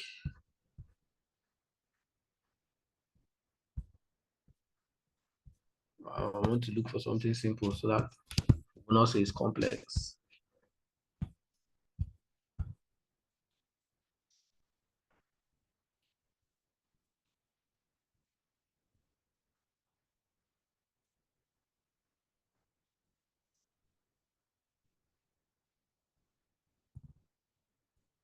I don't know about this one. Although it's a white guy, I would not want to use the white guy.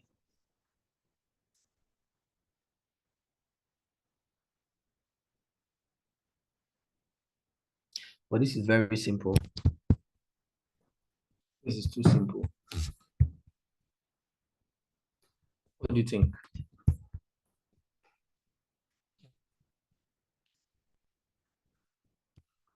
I just want us to pick something that we can model. Let me look for something else.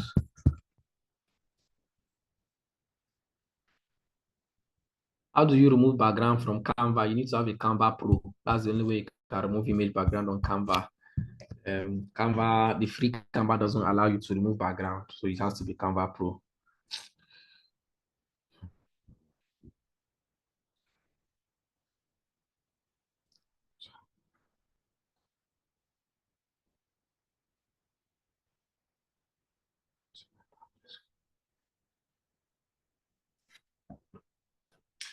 So let's scale. Let's look for something. It's already 12 o'clock.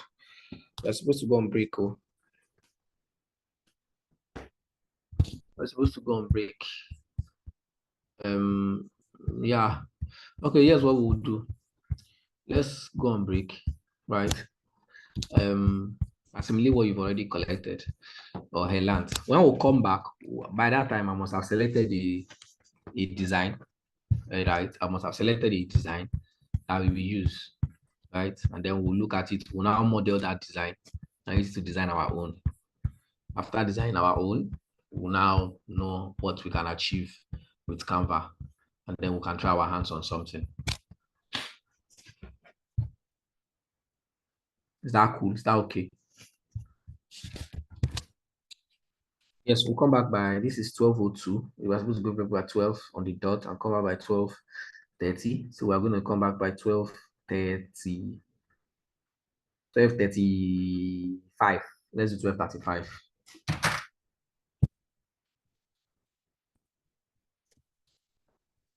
All right.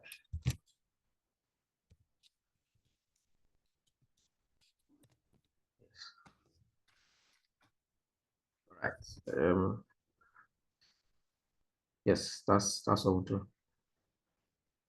All right, I see you guys then. I think I must have selected the design and I'll let you know. Hopefully. I'm sharing my screen now. I'll post the recording as well.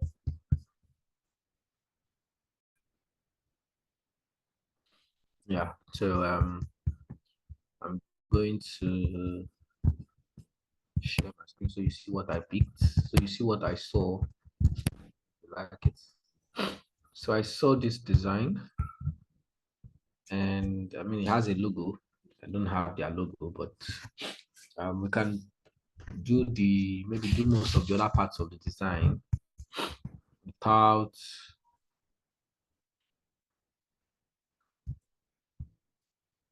the logo. So I'm going to copy this image. I like copying my images. I don't know. I don't like downloading image because of space. Yeah. I'm going to go back to that Canva. No, you know I'm using the one that is free because of the class. I'll go to that free Canva. This is it. I'm going to paste it. I've pasted it here.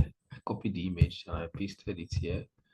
So I will expand it to fill the screen. Please, it's like the network is not clear. I'm not hearing. Can you hear me? Can you hear me now? Hello. Can you guys hear me? Yes. Hello. It's like Yes, I'm not I hear you. getting you clear. I don't know whether that's the network. Somebody should please let her know that it's her network.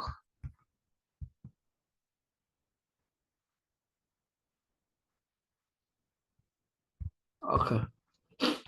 So, the light is asking, how did I get the image? Remember, we went to Pinterest, and I was speaking from Pinterest.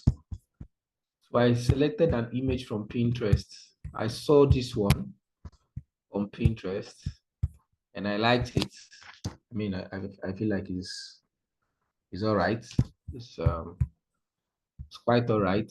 So all I had to do was I right clicked, and instead of saving the image, because you can save the image, I can decide to save the image, right? And I'll save it to my laptop, but I did not save. I just right clicked and I copied the image, copy image, copy, and then I went on um to my Canva.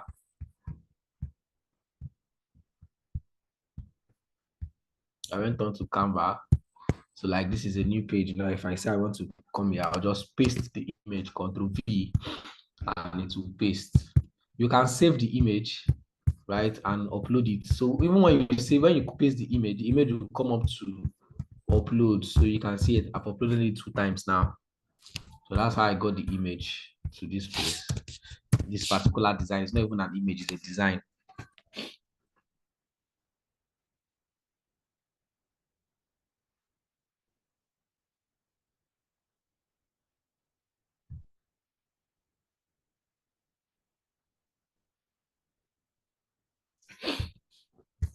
Right. So what's the next thing I need to do now?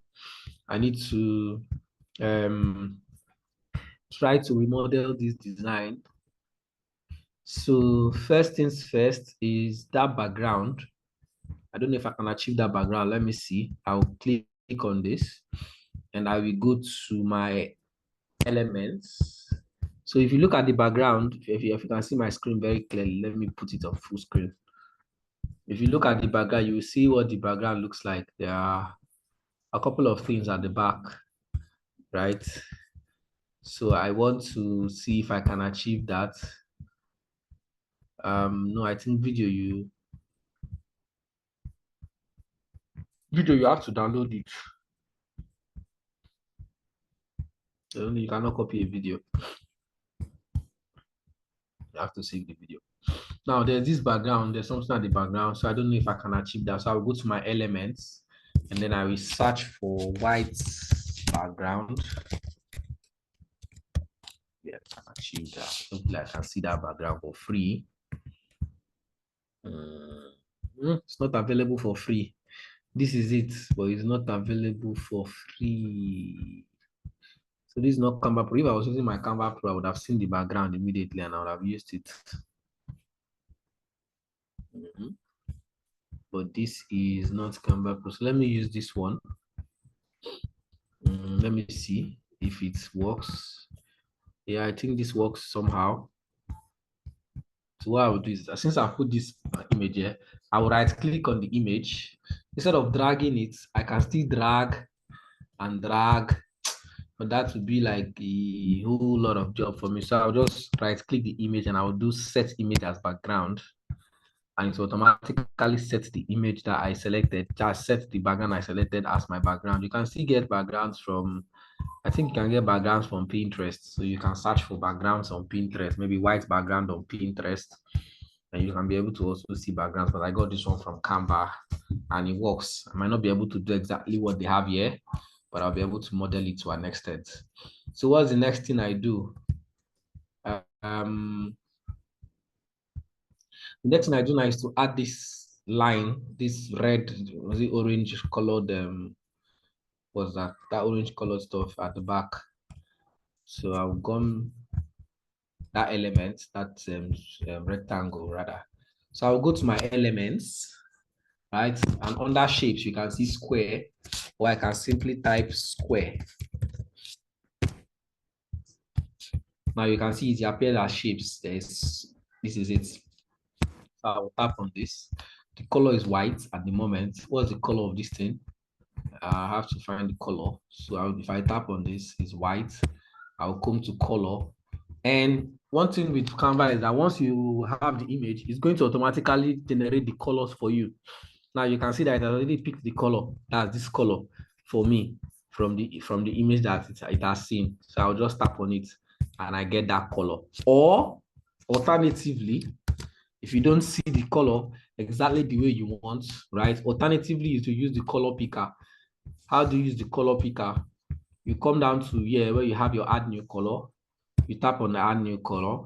You come to this small button that looks like a pen at the bottom here, and then you tap and you drag and go to the color that you want to pick, and then you tap on it. Automatically, it now selects the color for me. Right, so either you pick from the one they've already given you when they are able to access it from the image, or you go and pick the color using the color picker. Right, now I've gotten the color. So what do? I want to put that image the way it is. So I would set this up and then I will drag it down to extend to the full part of the screen. And then I will increase the size a little wide, because that's how the is.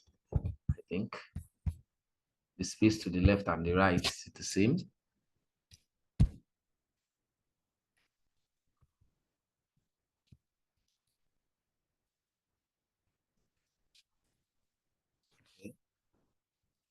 I don't know if that's the same.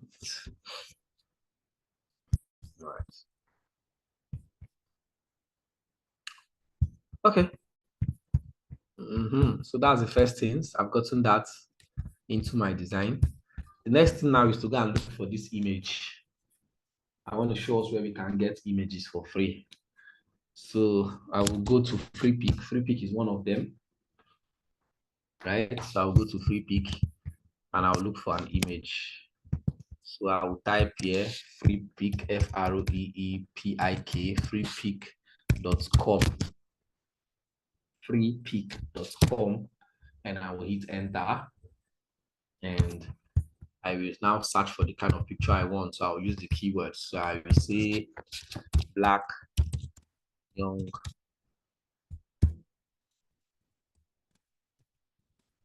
man with hand cheek.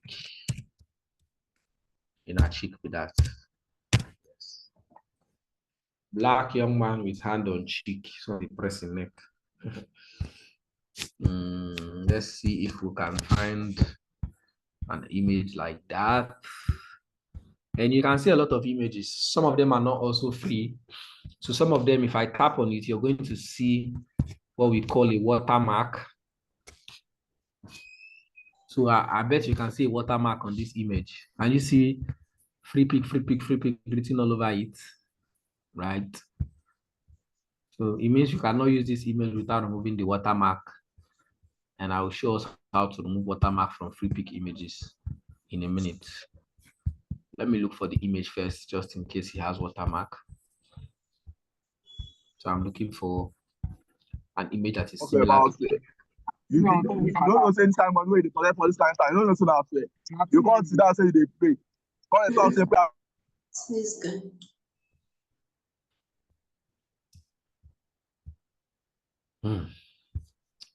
Okay. So I'm looking for the image. I will keep searching. You can always find free images from FreePick. You can also find other stock images on places like Adobe Stock, Shutterstock. Those are called stock images. Well, let's look for FreePick first. Let's see if we can find something similar to that guy. Should be able to see one. I think I must have come across that image on FreePick before.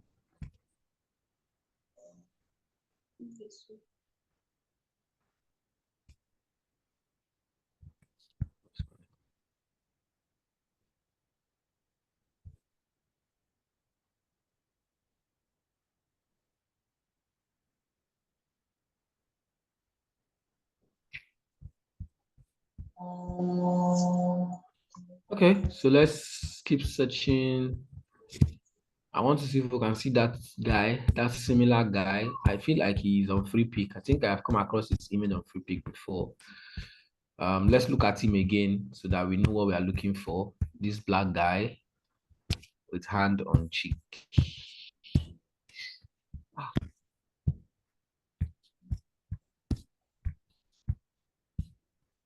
So we are going to see the, okay, maybe I should make it a little more specific because it seems like it is his right hand that is on his cheek. So let me say black guy with, Oh, what about the guy who is wearing the red? I don't know whether. what do you say?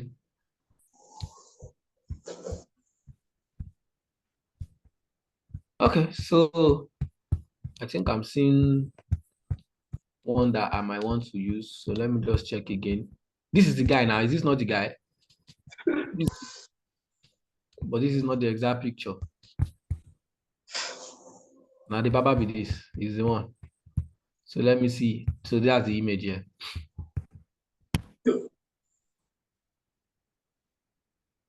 This is the image we are looking for.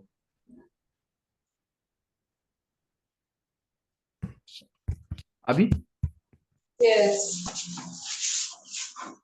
So Yeah, I've gotten the image. This one doesn't have a watermark. I will always use the mic. Some doesn't have a watermark, so I will simply save this image. Do not click on download. I will either save this image or I'll copy the image. For me, like I said, I prefer to copy my image.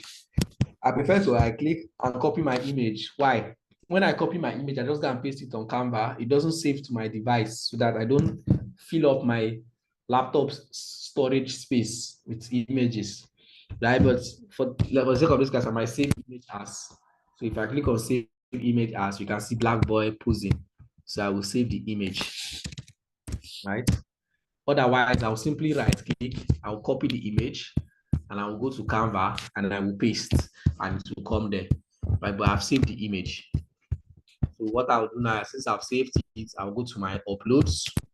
I'll tap on uploads, I'll tap on upload files, and then I'll look for the image. It's already saved on download, black boy posing, and I'll bring the image into Canva. But now the image has a background.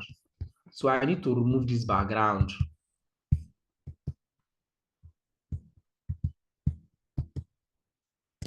I need to remove this background. So what do I do? Since it's not the Canva Pro I'm using, Canva Pro, I would have just been able to remove the background from the image immediately. Since I'm not using Canva Pro, I will have to go and do it manually or the other way. So I will have to go to remove.bg, REMOVE, remove.bg. But I think I saw something that you can use to remove your background image on Canva. Let me check first. Let me check this one. So if I go to remove.bg, right, this place automatically removes background from images for you. So I'll click on upload the image. I'll pick the image I want and I'll click open. And it will upload the image and remove the background.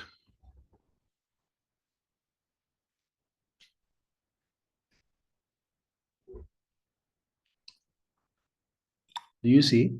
So it has removed the background for me. So what do? I right click and I copy the image. Yes, it's free. I'll right click and I'll copy this image. And I will go back to Canva and I will paste. I'll close the excess space and I will drag.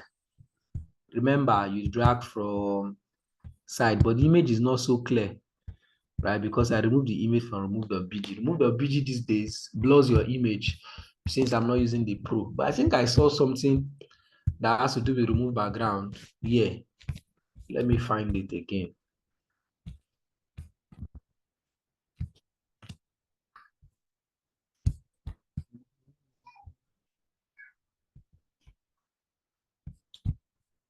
So give me a moment. I saw something like that.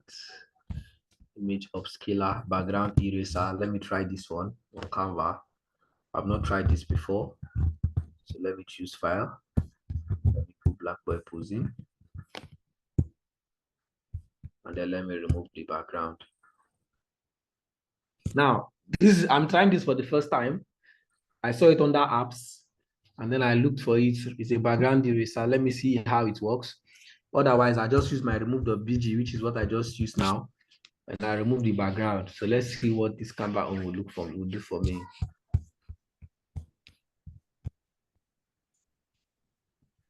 But like this, I've already removed the image, the background from the image, but the image is now a bit blurry. Error removing background. Please try again.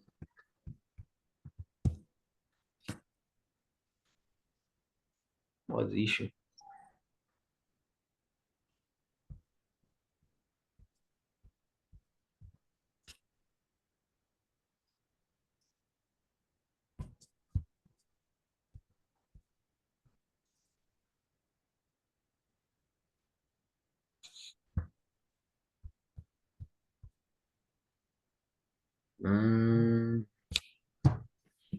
So this one is not working, apparently.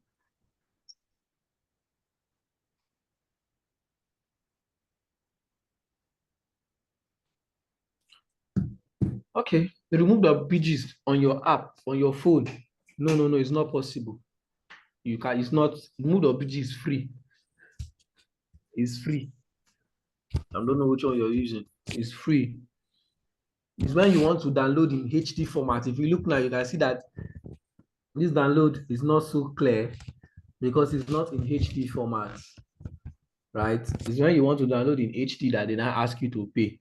Baba, remove my background for me now. If you're not going to remove it, you go out. You see? I don't think this thing works.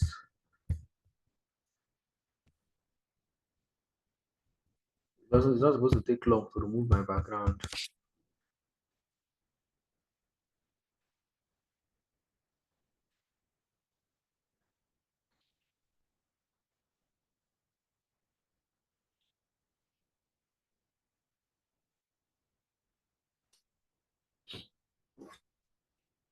Okay, let's take it too much time.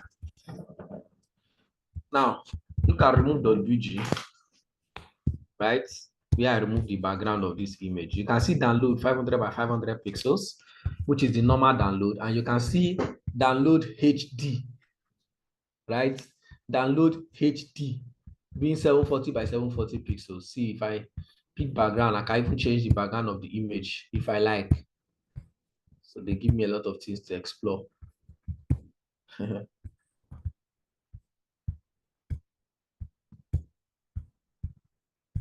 Okay, I don't want that anyways. But I want to erase the background. I can erase and restore. This guy is not working. So I just remove background now from this image. Remember, if you want to remove your background, all you have to do is when you come to remove the PG, you upload the image. My own is black boy posing. Right? I open the image, it uploads the image for me, and then it removes the background straight up. Now I can only download by 550 by 550, 500 by 500. If I try to download with HD, it's going to ask me to sign up for free. Sign up is going to ask me to pay. We know them, right? But me, I don't have an account. I don't want to have an account. So I just click on download. I don't know how it's going to look like now. So I've downloaded it, the one that has a remove background already. And then I'll come back to my Canva like I did here. You can see the image is already here, but I want to try and see the download. If the download is clearer, upload files, black boy posing, remove background.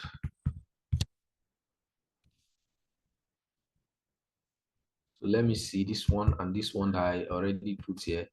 Which one is better? I'll close, then I'll drag. This one, the downloaded one seems to be clearer. Is it? Yeah, seems to be clearer than this other one. My eyes. Yes, it's remove.bg. Yes. I'll remove this one and I'll use this one. This is actually clear. Oh, this is good. This is good. So I've downloaded the image, right? And I've set it here. This is actually clear. So I just, wow, that's nice. So that's the guy, the young man. Maybe I widened it too much, so I'll reduce it. Yep, is fitting very fine. Okay, not very fine. I'll still reduce this again. And he seems to be sitting pretty good now. Yeah, maybe just a little more.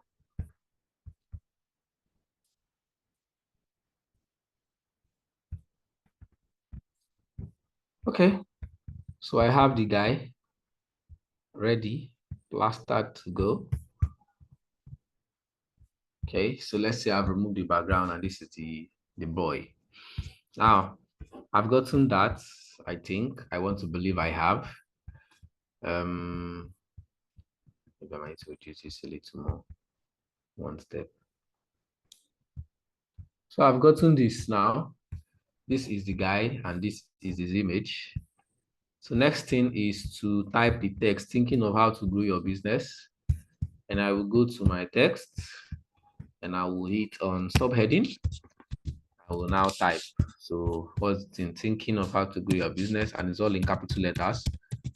So I will type in all caps, thinking of how your business.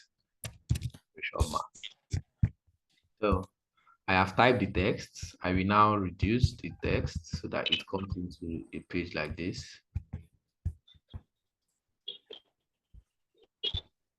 I will reduce.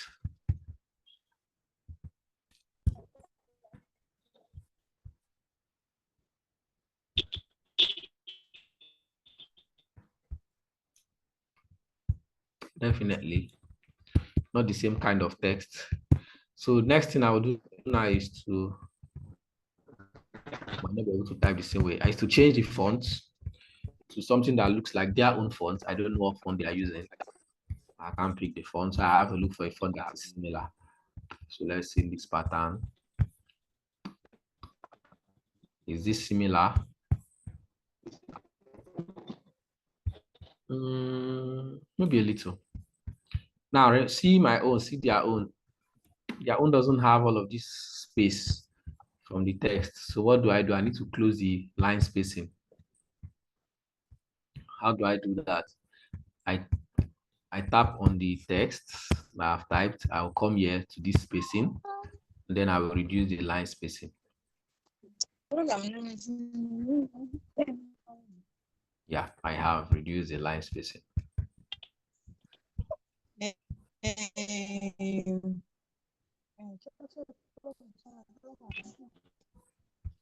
I zoomed my screen. No, now. See what I did?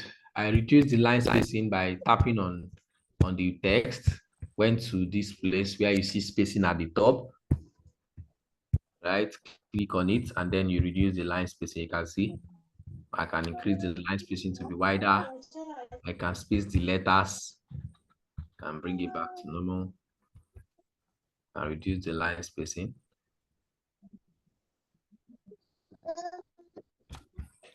Which is important. So I've reduced the line spacing now. But the way the text is typed is not the same way theirs is. So I have to find a way to make it like theirs. What I'll do now is I will hit the enter button, thinking of how I'll also hit the enter button again to grow your business. Exactly. That's it. Yeah, it's not the same font type. I know. Looking for a similar font. So this is similar font. That's what I did. I'm not using exactly the same font type because I can't access it now. I use leaks pattern. So let me see if there's any other font type that looks similar to their own. Let's see. Archivo Black, it will definitely not work. DM Sans, I don't think that works either.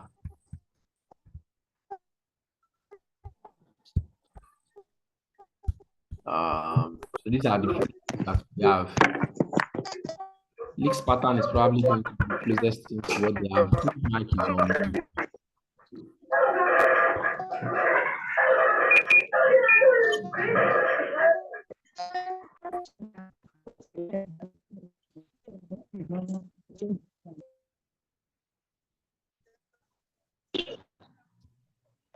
Mute your mics. Mute your mics.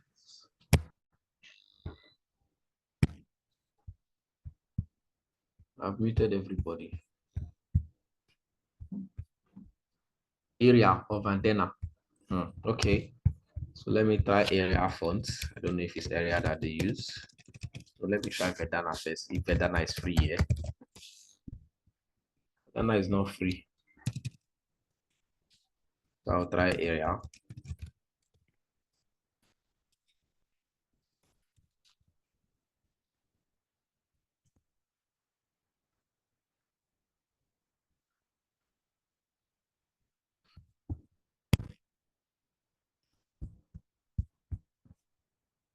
Still not the same.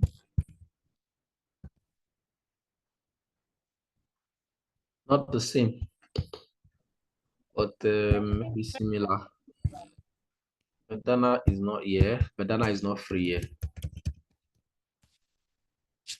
I see Vedana is pro condensed.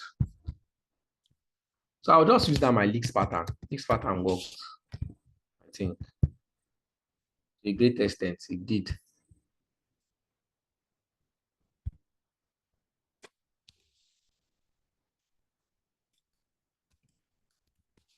Maybe just here. So let's just move on. Let's just move on. I'll change the text color. I'll first of all rotate the text a little because if you see theirs is also rotated a little. So I'll rotate it just a little. Yeah. And then I'll increase this a little bit. Yeah. Yeah. And then I will.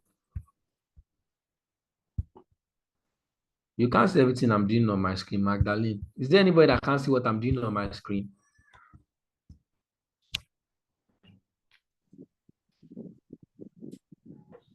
What can't you see?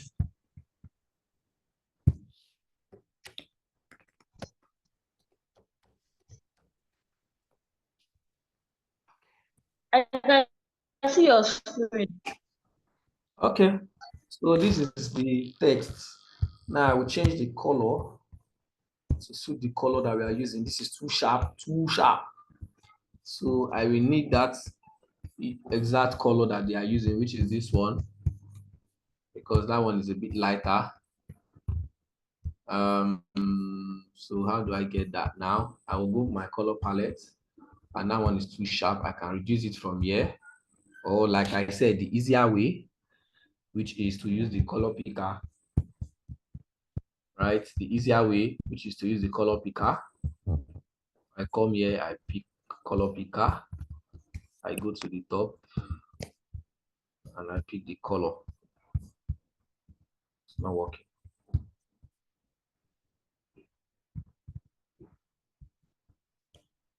So because it's both text and this thing is going to be showing me some white colors. Yeah, exactly. So this is the color. We are getting close. I mean, a bit close. Yeah.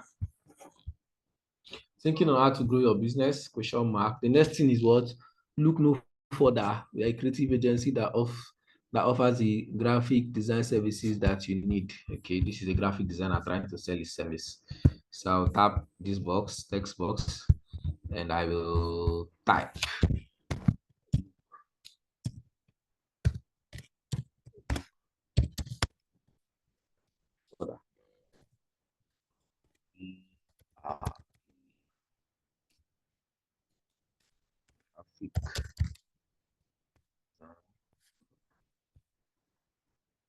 Creative agency. Okay, graphic designer. Yeah, a creative. Let's see. Those are that offers the graphic design services that you need. We're a creative agency that offers the graphic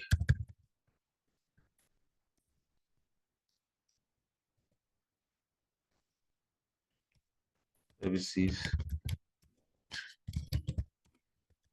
need.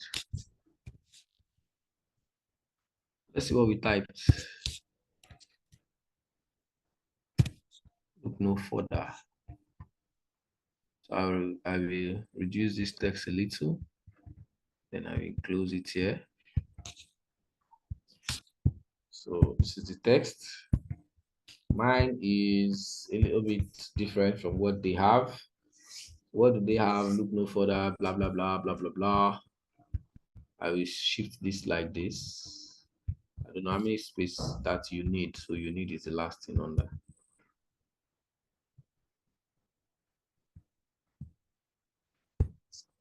So it's actually center aligned. So it's correct in this alignment.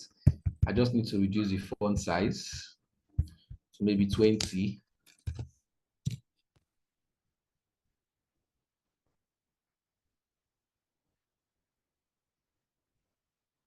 And then I need to make the text bold because it's a bit bold from their own end. And then I need to, I think the text is italicized. I need to italicize the text. Is it? And then I need to close the line spacing. But then first of all, before closing the line spacing, I need to look for the text format that works. I will use this again. This pattern. I will increase this a little.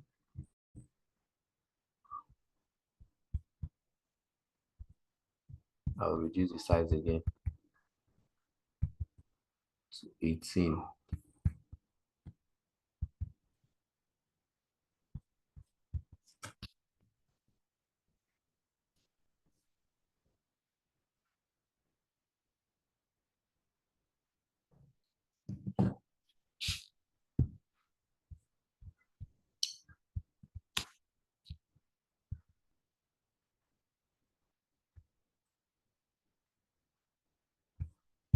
I see what I'm doing, what I'm trying to achieve. The font size is now 18. Let me make it 19.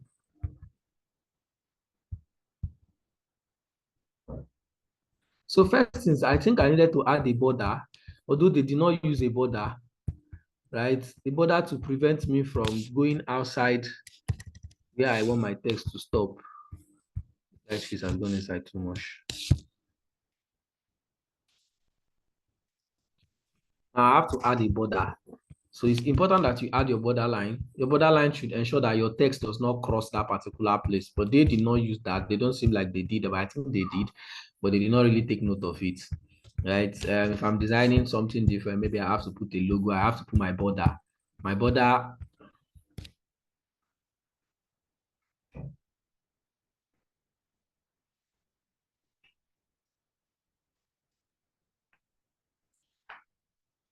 So Chima, it's not possible. You can be able to download your stuff.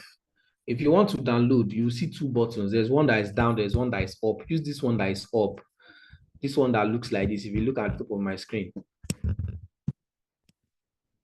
look at where my mouse is. I don't know. What's your name? Soshima Shata. Soshima Sata. Look at, if you look your screen, if you try to download, if you're trying to get to download, you will see two buttons. One is facing down, the other one is facing up. Use this one that is facing up. That looks like a share. I think you should be able to achieve what you're trying to achieve. Okay, guys, so this is it, right? Let's close the line spacing. The line spacing is wide. Let's close it. So we'll close it a little.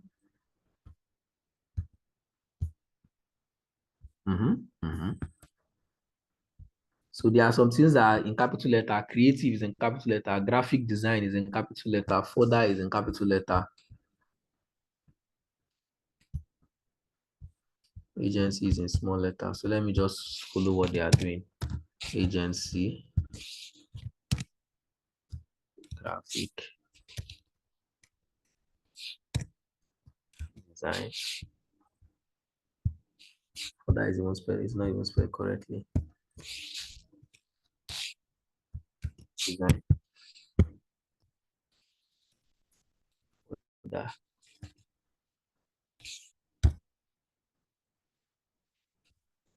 Right?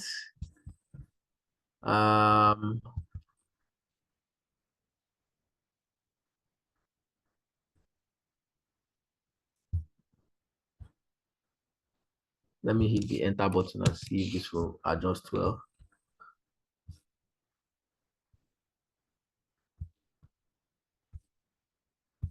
Oh, okay, that works. So I will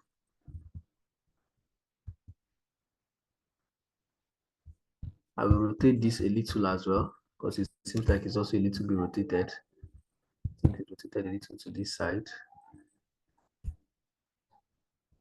Oh, it's rotated to this side rather. Just a little. So we're not using exactly the same text with them. So it's a lot of things might not be the same, but it's going to be similar. You can see that their own text is a bit bigger. Now I was showing us how to get borders. Right? I want to add border lines so that you are able to stay within the border.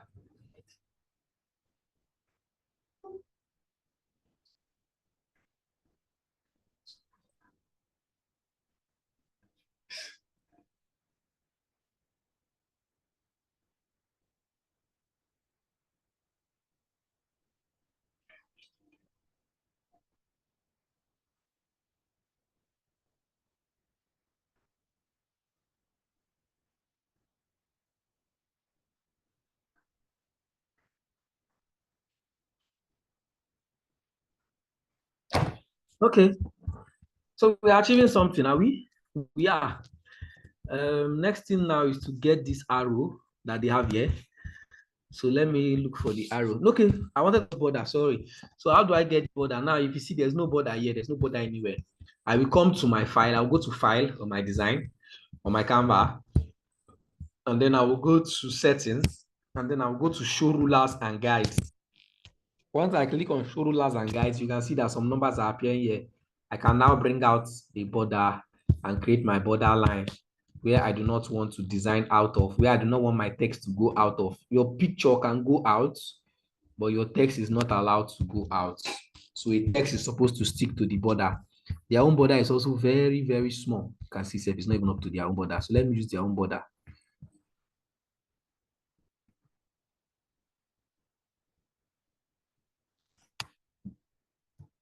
Let me use their own border. And then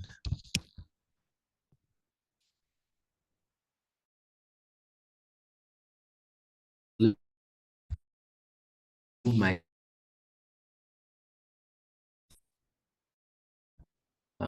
NDS now. And I'll move my text to that point. Let's see what we can achieve.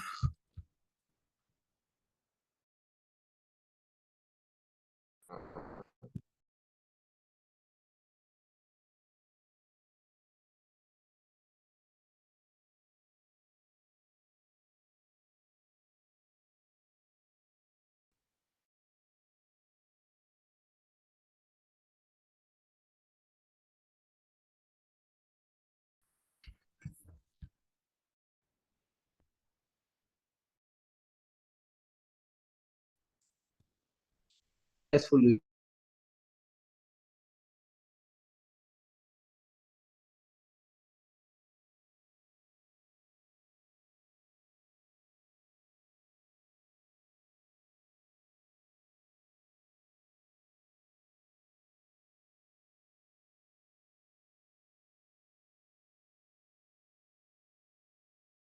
All right, are you guys following? Network knocked me out. Are you guys following? This one. Okay, good. So this one is even close. Not as big as this like this pattern doesn't work. Can't hear you, sir. Can you hear me? Yes, we can hear you now. Good. Your line is breaking. My line is breaking. Yes, sir. Is it clear now? Yes, it's clear. The next thing is to look for that arrow. So I'll go to my But it's not audible.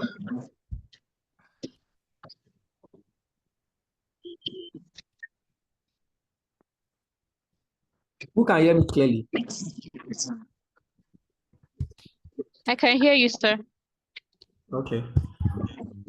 Clear and loudly. So I'm going to look for that arrow. So what am I looking for? I'm looking for curved arrow. Curved arrow.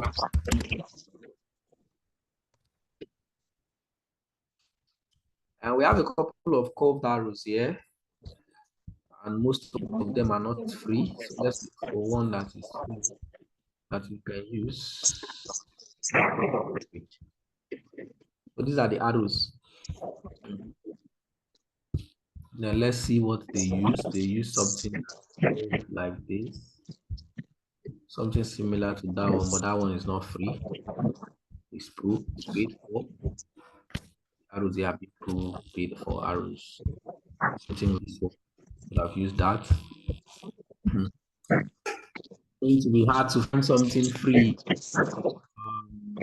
See, things are never. Who is unmuted? Who is unmuted?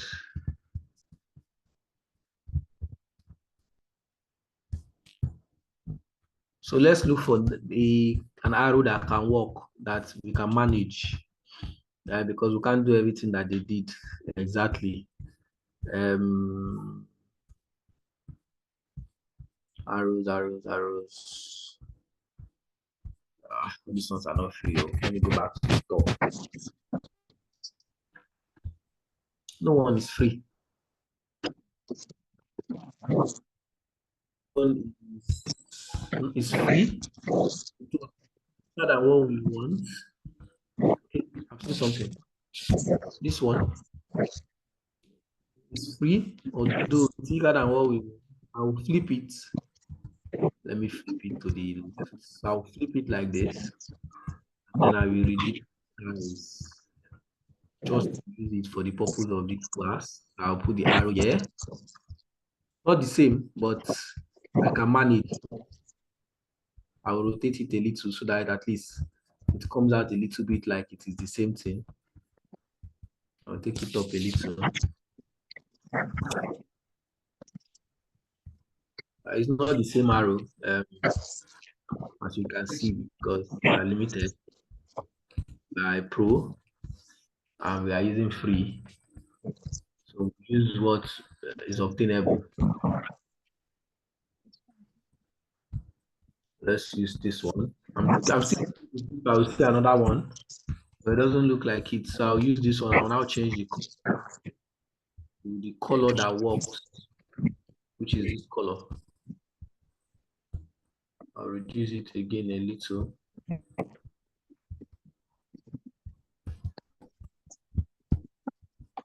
Yeah. So I'll use that arrow. We're trying to achieve something. I think we're achieving it in bits. So we have this guy. What's left? What's this thing? I don't know the name again.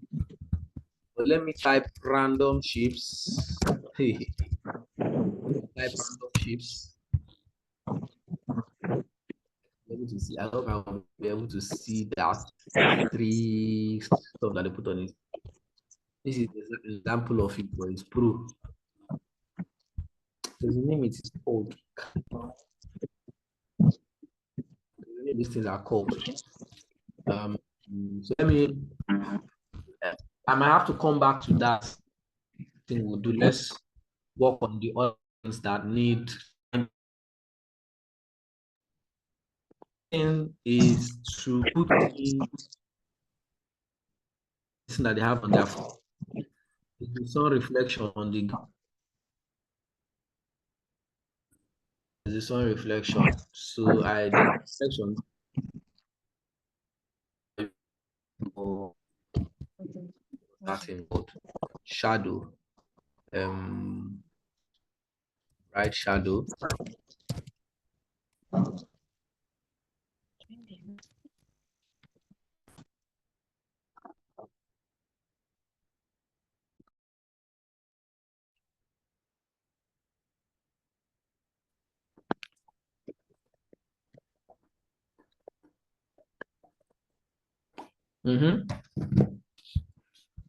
You see, it's not even free. It's still pro.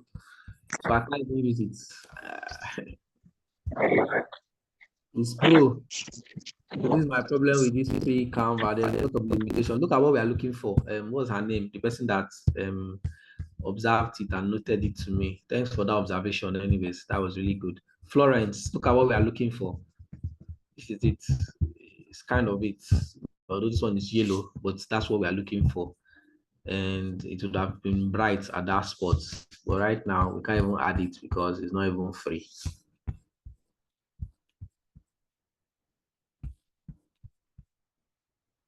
So I'm using the free version because of this class and for the purpose of learning, because of course, definitely, most of us will be using the free ones. We'll have the free for a start. We will not have the full Canva Pro available. So let's just use what we have. I'm trying to check one that is available for free, but it doesn't seem like it's blue. Even if I type blue, so not it will still be the same thing. Right, blue. See, it's the same thing. They're all the same thing. No one is free at the end of the day.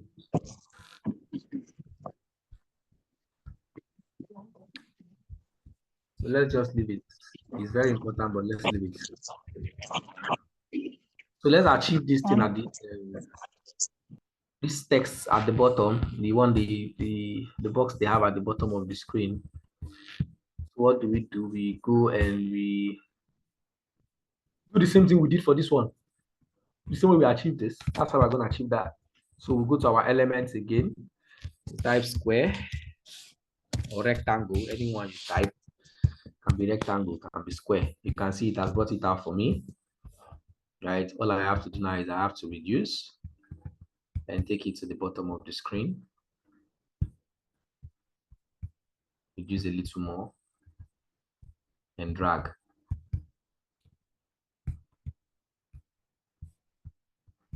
Use down, tap it down.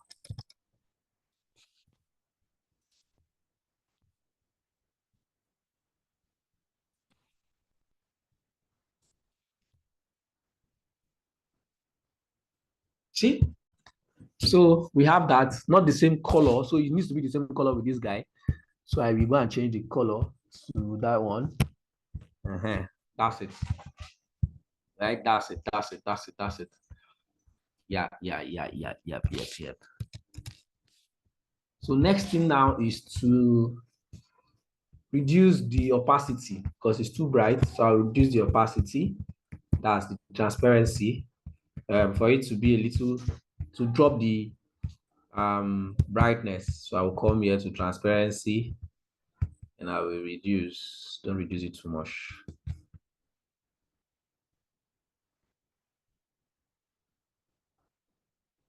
One side is black.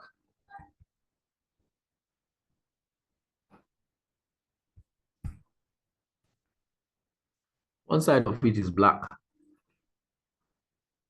Why? How would they able to achieve that? Sorry, I need to be sure how they were able to achieve that one side being black.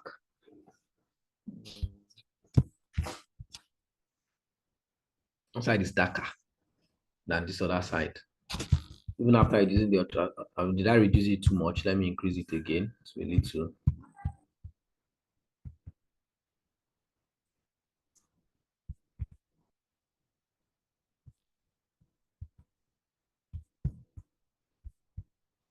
Okay.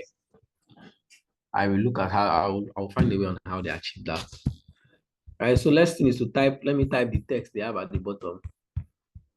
It's the guy's clothes that made it darker. Yeah, but his clothes is the same thing here now.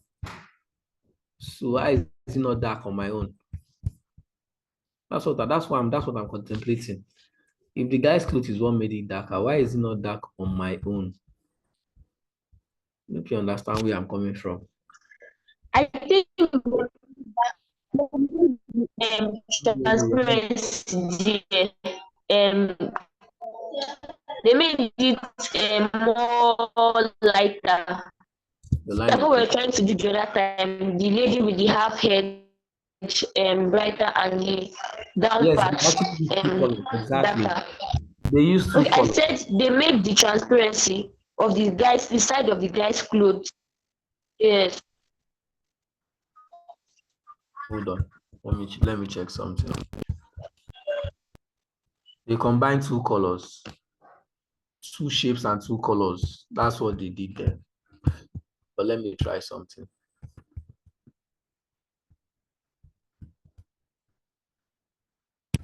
No. No.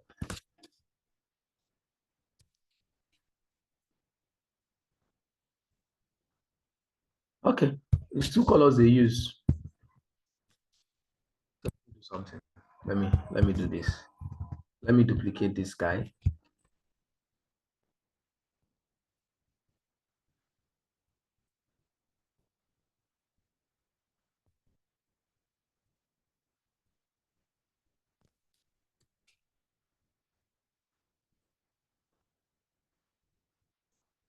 I'm going to do something now. I'm going to make that one black. Then I'm going to reduce the opacity.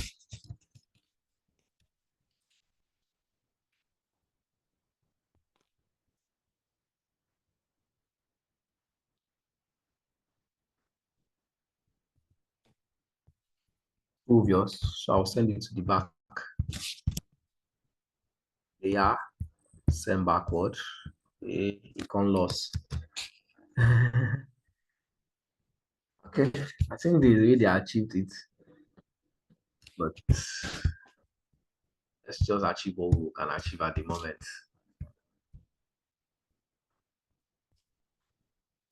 Okay, so let me achieve what I can achieve at the moment first, while I think of this one.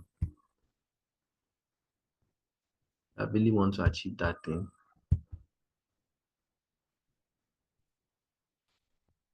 Let's type. The next thing they have is social media designs, corporate branding, logo design, photography. So much text. So I'll type. I might not even do all of this at the end of the day. Social media designs, they're all in capital letter.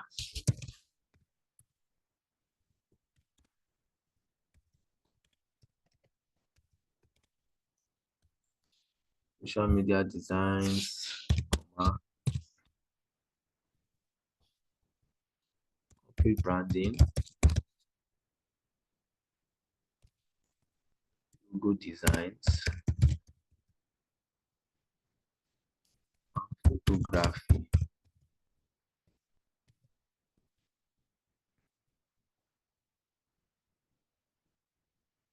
I will right align this. I will change fonts. I will reduce the font size. It will. We'll see.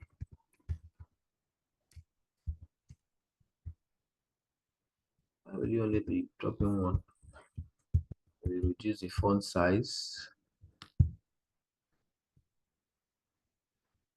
I will right align it. Then I will change the font. I don't know what font they use though. Let me use the M Sans. I will then drag it down here.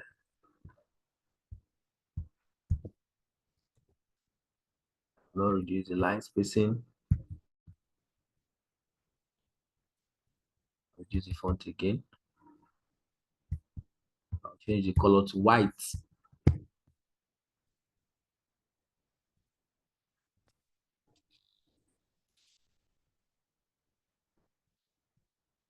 Yep. Interesting.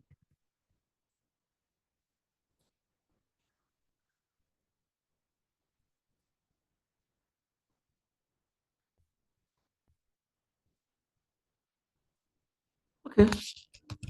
They are gradually achieving what they are achieving anyways. So we have that. These guys don't have this thing like this. There's something they did there. But since I can't achieve it, I'll use my black. I'll increase the opacity a little because it seems like it's now too light.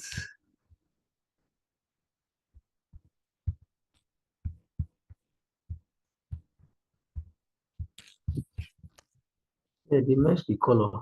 I don't know how they did that. The way they match the color. So, okay, hold on. Let me see.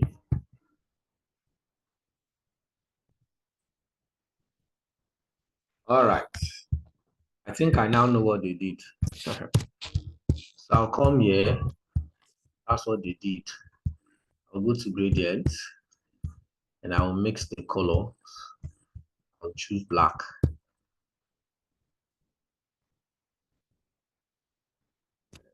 Black has to be very dark.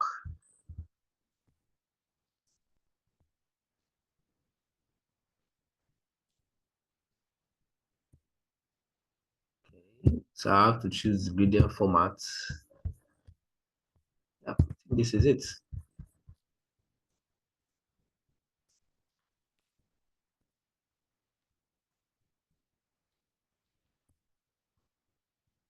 So I think that's it. I need to increase the darkness a little.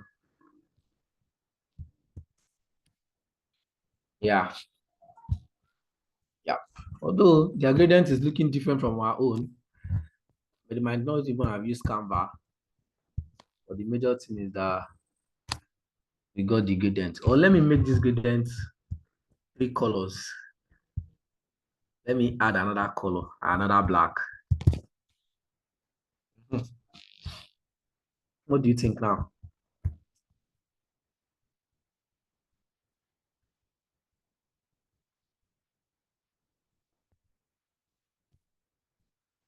What do you see? It's the same thing, Abby. It's 3 color gradients, 2 black, 1 yellow. So this design, you have to play with things at times. Sometimes you will not see exactly what you want. You have to play around. You have to think. Yeah, it's close to theirs. Maybe not exactly the same thing, but it's close to theirs. So let's think social media icons. This one might be hard because you are using free.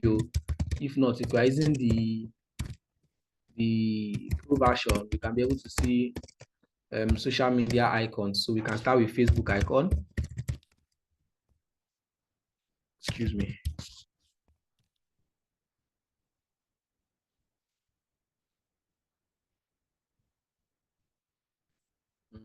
Can start with Facebook icon. We will even see. Will they show us?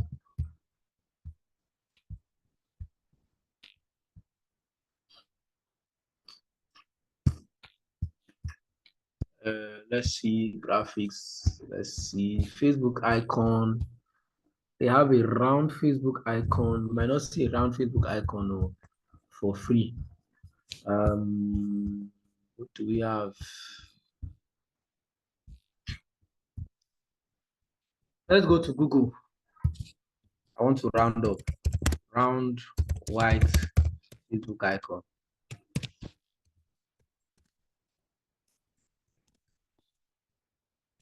Yeah, I see something. That icon or logo.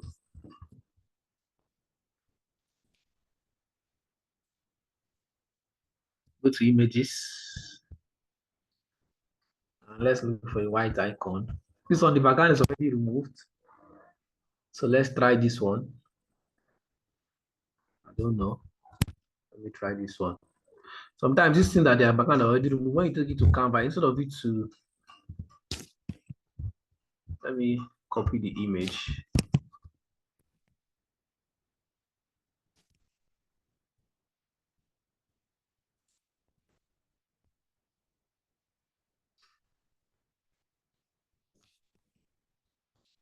I'll copy the image. I'll go to Canva and I'll paste. You see the problem? I have removed the image, but the background is removed, but it's not showing here like it is removed. Oh, I have to remove watermark. That's true. Very important.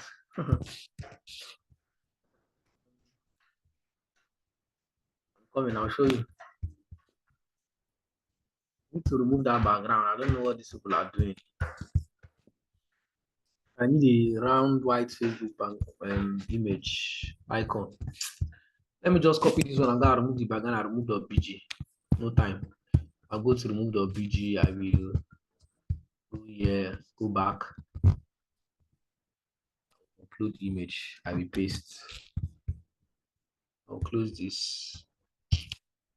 I'll paste.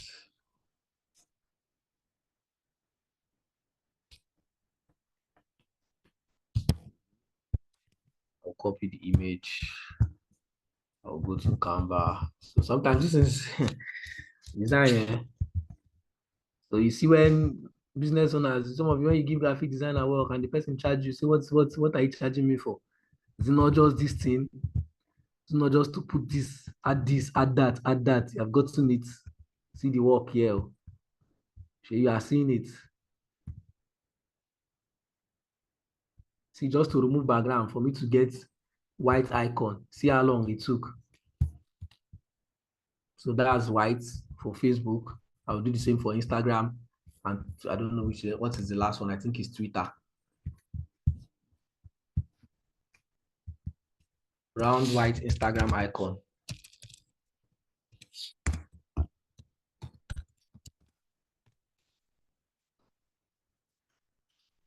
Pure white, pure white, not white and black. Let me use this one. No, it cut at the top. This one is not white enough. This one can work. Let me copy the image. Let me go to Canva. First of all, see if it is removed. Is this very good? This will help me. Short work. I will drag. I'll take it here. Use this Facebook again, so it's too big. So now we have Facebook and Instagram. The last one we need is what's the last one we need? I don't know. What do they have? Twitter, Pinterest. That's what they have there.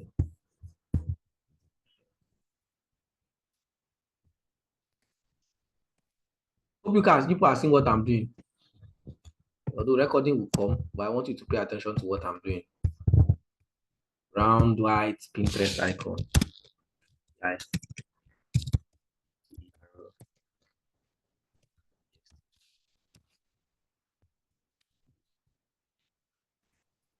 Yeah. So I'm looking for Pinterest icon can't give me issues now. So let's look for a Pinterest icon that works. Ouch.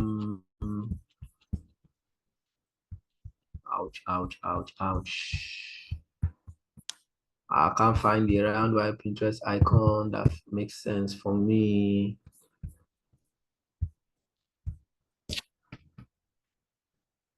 This one looks good, but let me copy this one. Let me go there. Let me paste. Is the background removed? Nope. Go to remove the BG. Paste.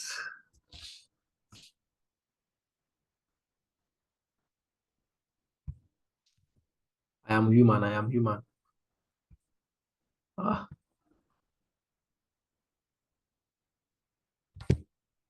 Oh, wow.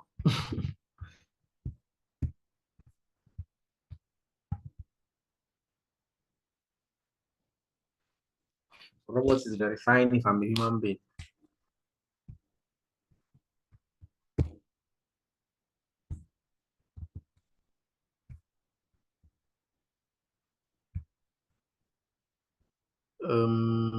Ah,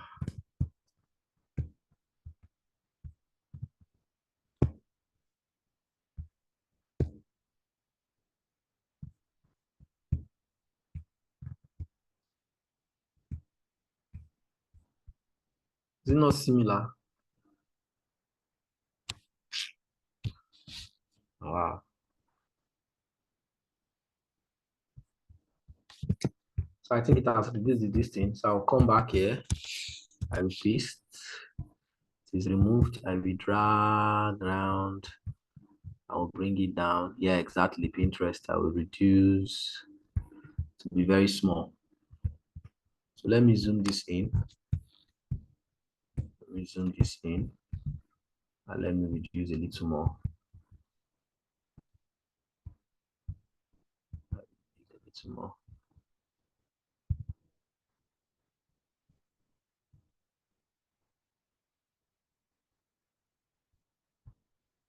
I'll reduce a little more. Okay, so I have reduced them. I need to arrange them so that they are in line because they are looking like some are, oh, I've reduced this one, so I'm just winding this one too much.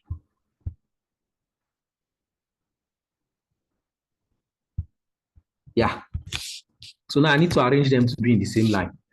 So I will hold my shift key and right click on all of them. And then I will go to position. I will position and tidy up. I'll put tidy up. And you can see that they've been tidied up. They are now all on the same line. I hope you saw what I did there.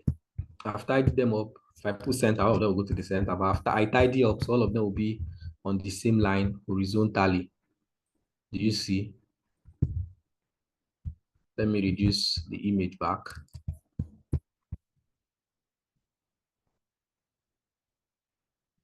Yeah. So the only thing now is that the space is too wide, so I will join the spaces.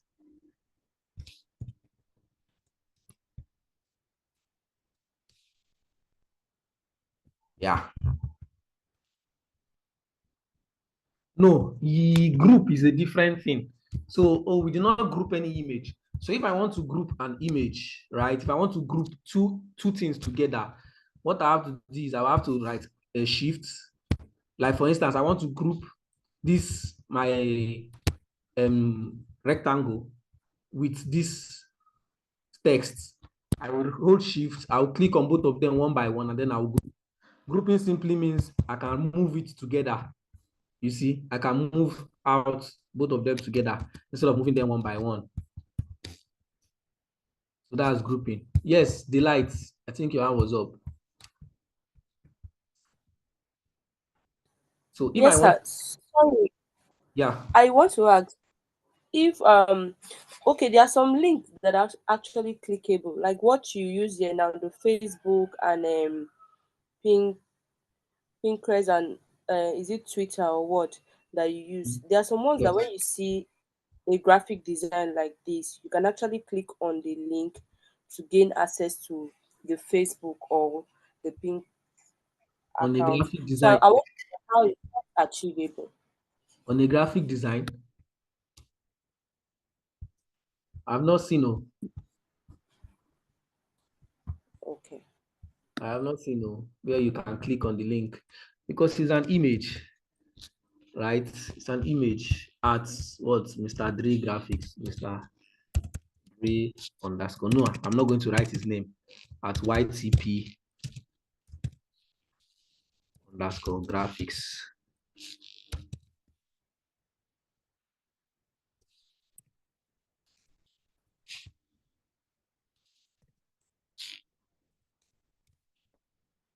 So I'll bring this down. I'll change that text to white. Yes, Hansen, your hand is up.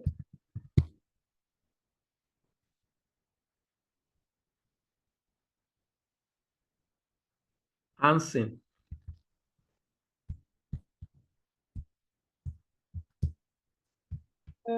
Yeah, good afternoon. Good Okay, afternoon. concerning what the previous speaker said, can you hear me? Yeah, I can hear you. Concerning what the previous speaker said, she was trying to say that there are some icons you can click it and then it's going to lead you to the profile, the page or something. I have seen it there on Canva. And I don't know how it's done. Yeah, I've seen it. Like an icon that you can click on it. Yeah, Okay. like the Pinterest icon there or Facebook or something, you can click the icon, then it's going to direct you to the person's page or something. I don't know how it's done. Yeah, but it's Okay. there. Okay.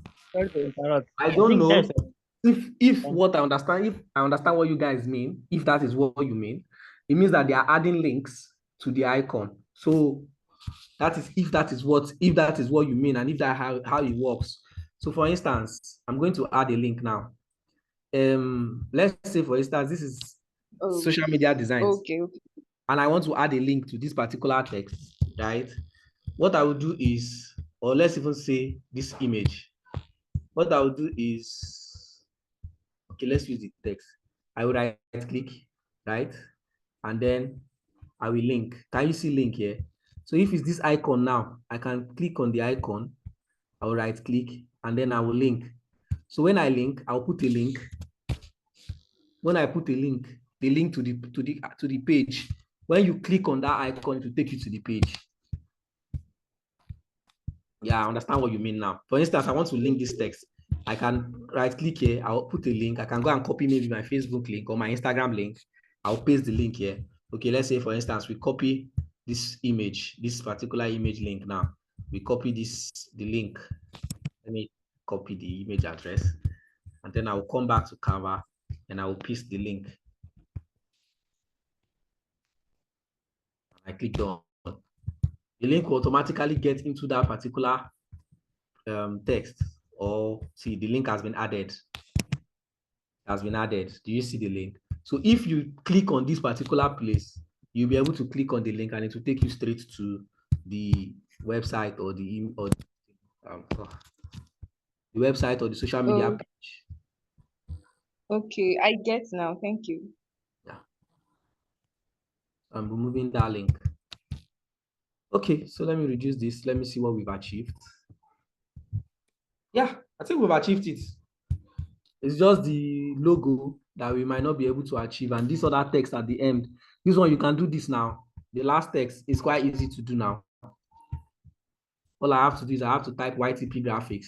Okay, let me just do it so that we will not say YTP graphics. I didn't spell the graphics well.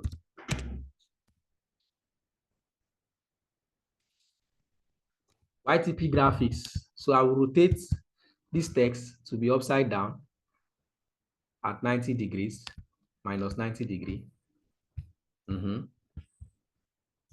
And then I will shift it here.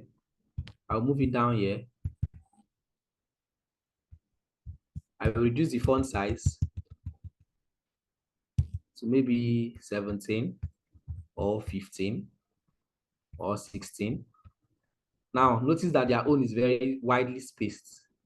So I will go to spacing and then I will use letter spacing. And it will space it for me. I can still type and give more spacing to my own and increase it.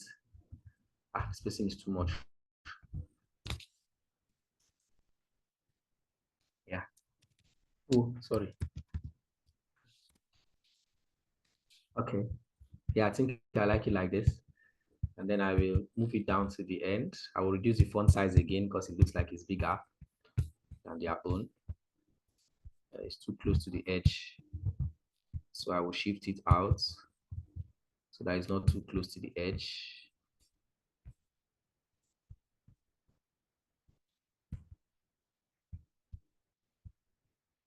And I will change the text size. I'll make it bold first because it's bold. And I'll change the text type to, what do we have here? Is it leaks pattern we have here or DM sans leaks pattern? I'll change this to leaks pattern.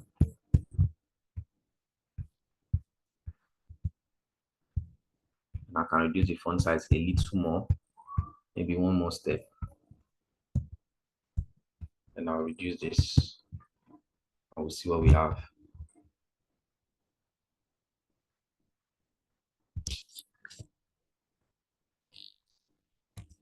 I use YTP graphics to achieve this. Their own is a longer text. Yeah, have we achieved it? Have we successfully achieved it aside their logo that we don't have, which I can? Yes, sir. You achieved it. I can take any logo from anywhere. Let me look for a logo, an element, and maybe just place the logo there.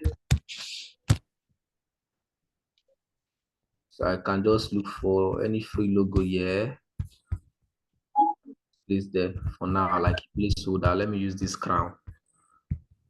I can even add the crown to the text. But let me keep it here. I'll change the color to white to black.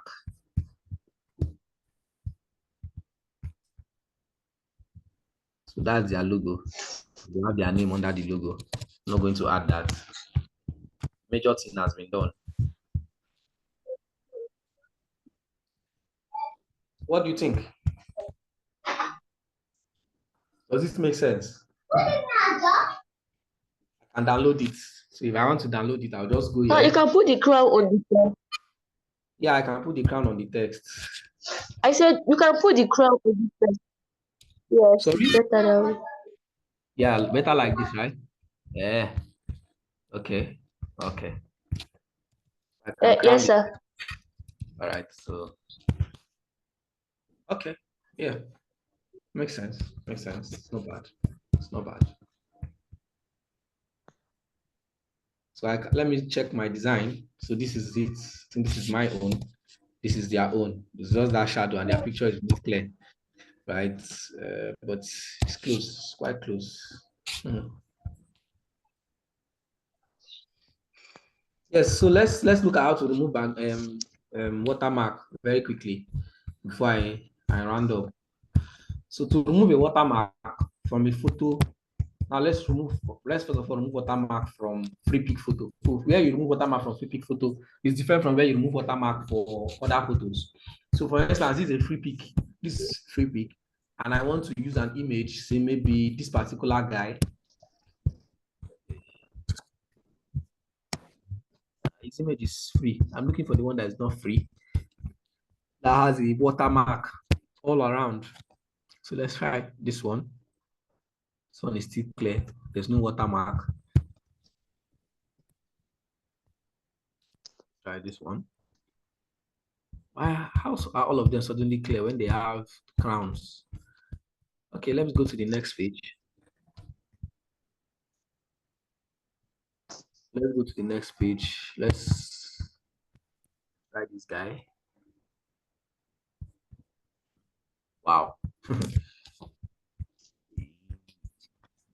Anyways, I'm looking for one that has watermarks, so just bear with me. Something is wrong. I'll refresh. I was designing now. That will just be to my advantage. I will not stress. But now I need to show you something. Who remembers the image I showed us the first time that had the watermark? Yeah, so let's use this one. Although this one is AI generated, I don't want AI generated picture, but just for the purpose of removing the watermark. Now, what is watermark? Watermark is, if you can look at if you can see my screen, you're going to see free pick written all over this thing.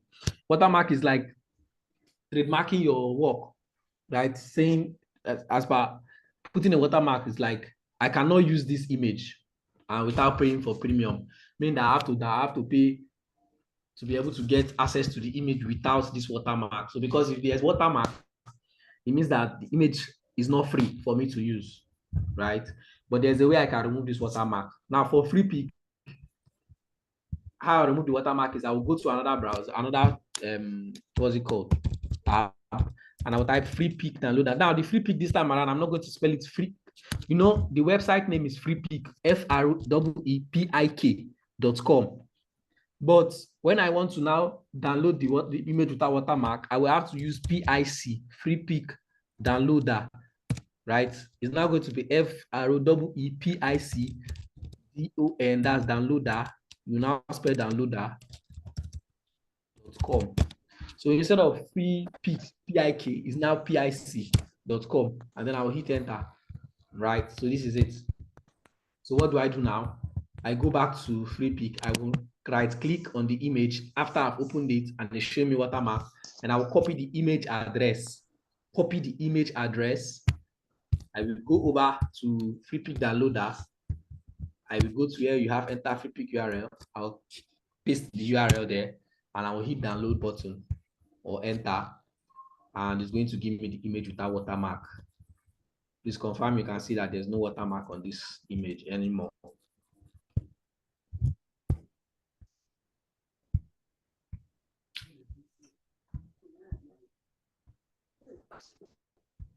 Can you confirm that there's no watermark anymore? There's no watermark again. Yes. Yeah. So that's how we remove the watermark from free pick. Someone says I should go over it. The image with watermark. You go to a new tab. Hide the lights. You type free PIC, free pick downloader.com. FREEPIC, freepikdownloader.com. You hit enter button. You must have copied the image URL. You go back to you must have copied the image URL. You right click and you copy the image address. Copy image address. You go back to free pick downloader. You paste the image address there. You enter, and it's going to give you an image without the watermark. Yes, Delight, you have a question.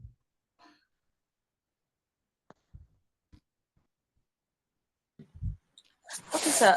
I don't know. My question is, for what you did regarding that graphic, that image, can it also be done for a video, like going to Pinset to download a video and then edit on Canva? Is it possible? I didn't edit the Canva this thing that I downloaded though. I didn't edit the image. Okay, sorry, like copying from Canva and then you pasted it on, copying from Pinset and pasted on Canva. So if it's a video, you can download the video and upload it to Canva, and it will still come there. So you download and upload. You might not be able to copy and paste the video like an image. You understand?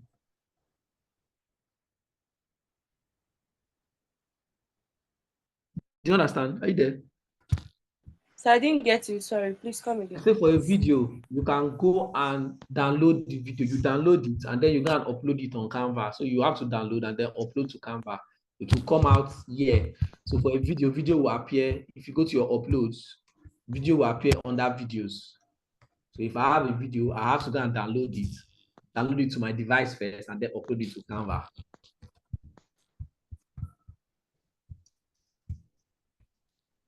I hope you understand. All right, thank you, sir. Okay. You're welcome. Now, if you want to remove images from not free pick, someone asked, what about images that are not free pick? The image that had watermark was from free pick. It's free pick. Look at it now. Free pick. This is freepick.com. Right? This is where you have these images. Now, if I want to download images that have not from Canva, maybe I want to download stock images. Let's say I want to go to shutterstock.com or Adobe Stock. Let's say Adobe Stock. There's Adobe Stock image. There's Shutterstock image. There is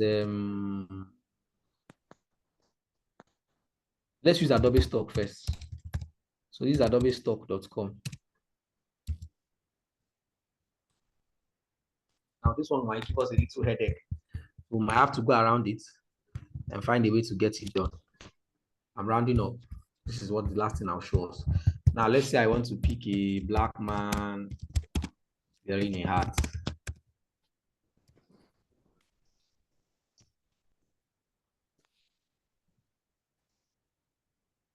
Now, this Adobe stock image. You can see, even though I'm asking for black man, they are showing me white.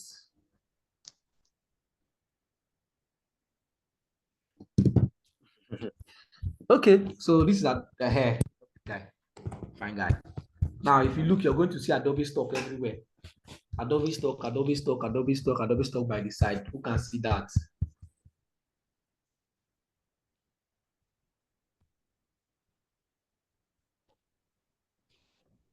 Yeah. Now I need to remove this watermark. It's not going to be the same place I remove watermark for free pick. I will have to go to a different website called downloader.la.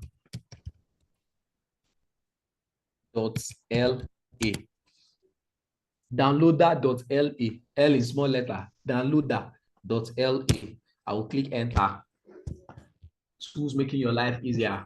I will scroll. Now, if you look here, you're going to see shorter stock. Okay. You can use download stock images, right? Download stock images. So if you look, you're going to see different stock. There's shorter stock. There's Adobe stock. There's Alamy. There's NTP Scan Pics. There's iStock. There's Getty Downloader. There's Pic. So you can see different types of stock images. You just choose the one you want to download from. So for instance, now I am on Adobe stock. So I will select Adobe stock. I'll close this. I will select Adobe stock. I'll click on download now under Adobe stock. Now they need me to put the URL of the image. Now this might be a little tricky. You might have to do it more than once. So please flow with me. But this is not like free pick. Now for this one, I will go here. If I click on this and pick image address, it might not work. It might not work. I'm not certain, but let's try it. So let's right click and let's pick a copy image address and let's go to Adobe stock and paste. So we'll try 3 different things. One will work. I will paste here the image. It will not work, obviously, apparently. That will not work. I click on download, search photo. I'll click on download generated photo. And it did not work. So I have to try another pattern. Now, for Adobe stock, we have ruled out that we cannot copy image address. So I'll have to go now. And the next thing I will do now is I will go to file. I will right click on file and I will copy link address under this file. File, copy link address. Pay attention, please. Attendance has been dropped. Who is still asking for attendance? They have dropped attendance like 5 times. Copy link address under file, right? I have copied link address under file, and then I will go to Adobe stock. I'll click on search photo.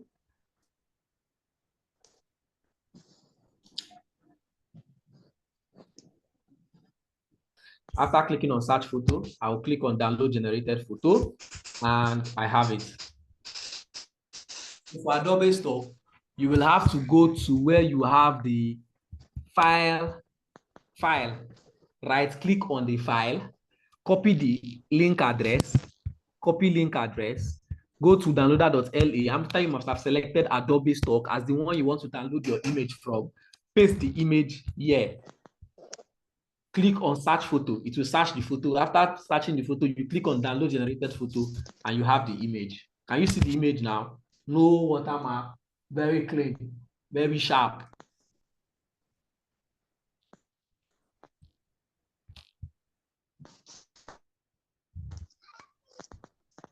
Is this cool? I want to move on to the next one.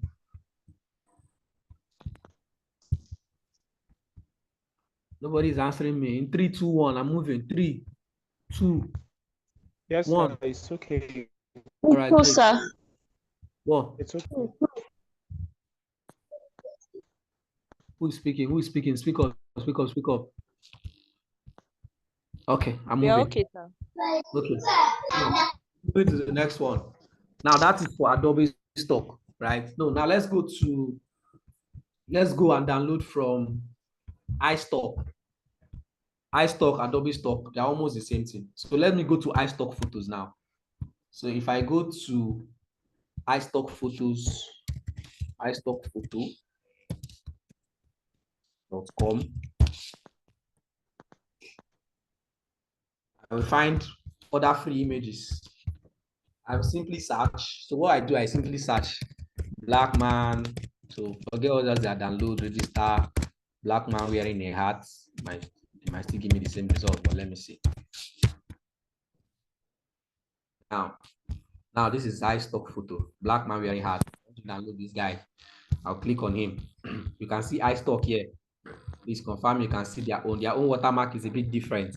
You can see iStock, sensor spot. You can see a number at the bottom of the screen, right? Now for iStock, it's the same process with downloader.la. The only difference now is we might not copy the link address from file. So I will go back, I'll come here, I will copy the link address. I'll try it again, just like we tried the first time. I'll copy image address from here. Then I will go to downloader.la. This time around, I will not click on Adobe stock. You can see Adobe stock. You can see Shutterstock. I will go to iStock. This is iStock photo. I'll click on download now for iStock. I will type the URL here, and I will go down on search photo. And after searching my photo, I'll click on download generated photo, and I'll see if it will give me the results. And it will not give me the results. Okay. So that is for iStock. Didn't work. So we are going to try the next pattern. The next pattern now is we'll come back to the image. Where is it? Now we'll come back to the image. We'll copy the link address from the top. We'll copy the link address from the top. So we are going to copy this one here. The URL from the top. Right. We'll go back to iStock. We paste. We'll search photo. Download generated photo. Hopefully this works. And bam, we have it. So for iStock photo, you have to copy the image URL from the top, right? Copy the image URL from the top. You can see that there's no watermark anymore. There's no watermark anymore. Confirm. Are we good?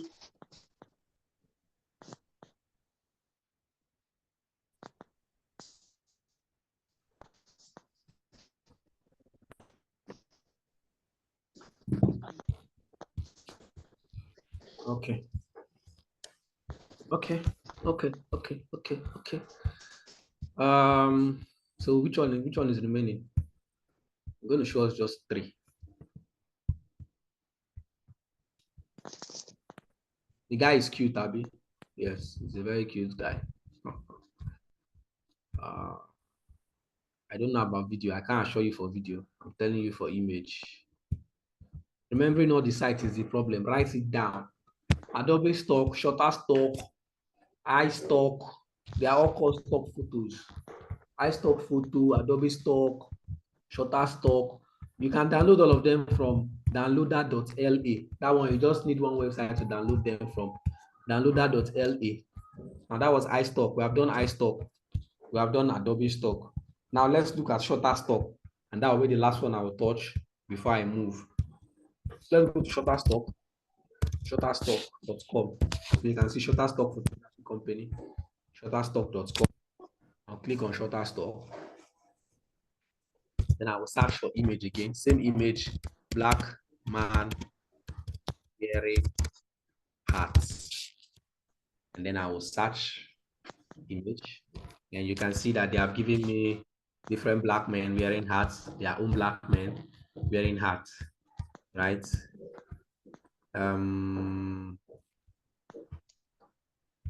Next thing is to download. So I'm going to look for one black man. Let me just pick any random one that I just see. Let me use this guy by shining it like this. Can you see Shutterstock? This one is very, very, very, very bold. right? Very, very, very, very bold. We need to take off this watermark from this guy. So let's try the procedure for this one. I don't know what this one procedure is going to be. This one, I think this one can be a bit straightforward. Let's just copy the URL from the top. Control C, copy the URL from the top. Forget all these ads. Ads will always show. Go to downloader.la again, which is where we have been downloading from, and look for Shutterstock. Click on Shutterstock, download now. SS is Shutterstock, just so you know. SS stands for Shutterstock. I'll click on that. I'll click on search photo. Oops, something went wrong. Oops, something went wrong. So that means that URL does not work. That URL does not work. So I'll go back. I will now copy the link address. This time around, let me try this pattern. Link address is not showing. Stop is always the issue. Always has headache. Okay, I'll go to photo ID. That's the photo ID. That work? Nope, still not working. Oh no. That's what will always give me issues. Sorry. This is the image. Okay, copy image address. I hit the image, enter the copy image address. Let me try again.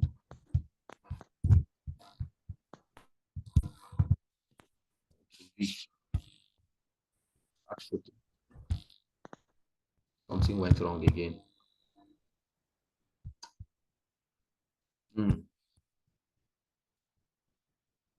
Okay. So this one is about to give me issues, and I am not about to take any issues at the moment. I don't have the strength for it.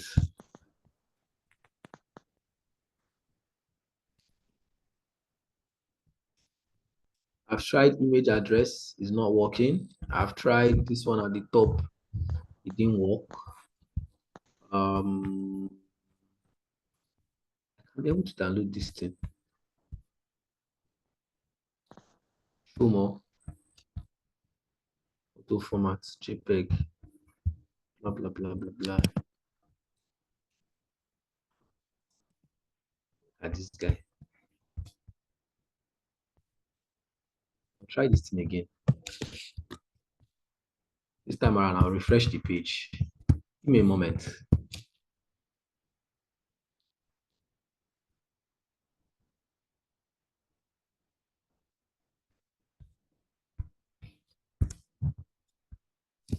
I'll click here. This search. Let me remove this number. Search. Okay. Seems like he wants me to call it a day. After all. This one has refused to download, so it's like we'll call it a day. Let's wait. Let me try this one.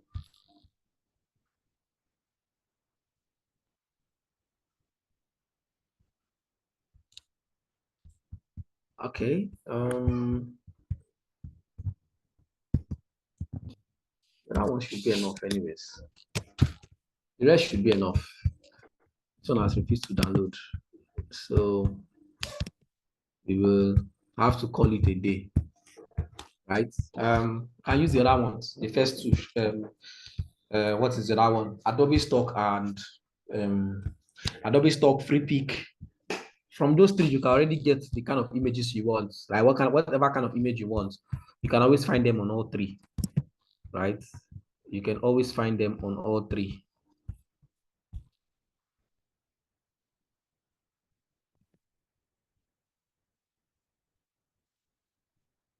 Yeah. Any question? Is there any last question for me before I bounce?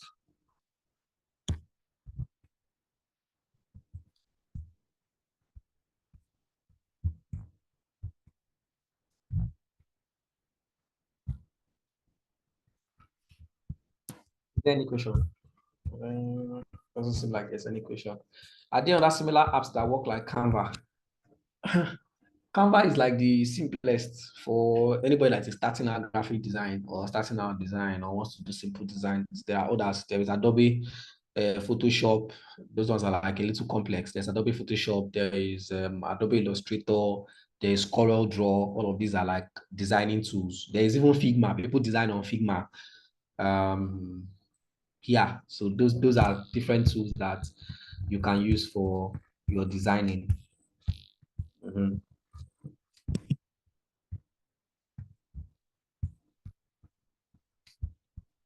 Okay, guys, there's no other question for me. I think I'll call it a day. Thank you for your time. Thank you for, you have to group. No. So then you don't have to group. You just download. Who's asking that question? See, after I finished downloading, everything is together. Let me download it. Hold on, let me download my design so that you will see it, please. So that before we go. Now, this is my design. I'll click on share, right? I'll click on download. I would all pages, it's showing me 2 pages because of course it's 2 pages of design I have. I want to download only my own page. So I'll toggle on off and I'll pick page 2 and I'll click on download, right? I'll download it as a PNG file. I'll click download. See, I don't need any paid Canva to download my design.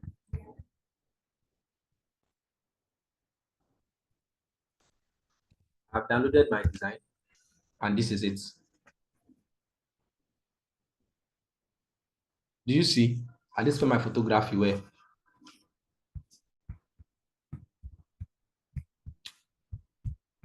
Okay. This is cool, right? Makes sense. The grouping I was talking about was if you want to group more than one text, right? If you want to group more than one text, maybe you have this text in the box, you want to group it, you shift, you hold shift, you hold shift, you hold shift, then you click on group and it will group all of them together. That was the grouping I was talking about. You have to pay for Canva Pro. Download that app URL. Which download that app URL? I've mentioned 2.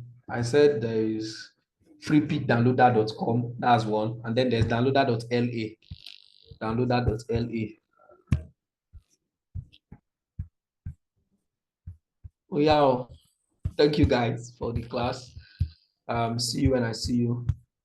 Do have a wonderful day. I think I'm going to see you very soon. No, let me give you assignments before you go. Hold on, let me give you assignments. Can't just go back. Can't just go home like that. Let's go to Pinterest. Supposed to have given this assignment before this class went low. Shit. Let's go to Pinterest.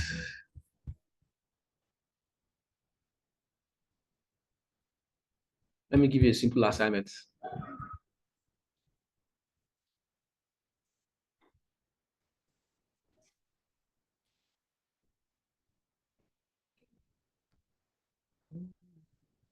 I want to pick a design that you will work on. I want to pick a design that you will work on. Let's pick simple, something very simple, simple dimple, but might challenge you a little. No. This is, use this, do this. Yes, do this design. It's simple. It's very simple. It's not hard. I'm going to download it. I'm going to copy the image and I'm going to paste it on your chat section now. So you can send it to your group.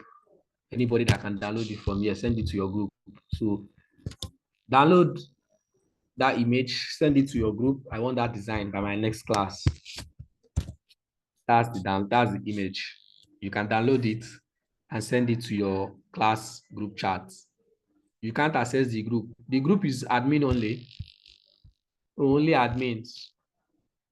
Okay. Yes, sir.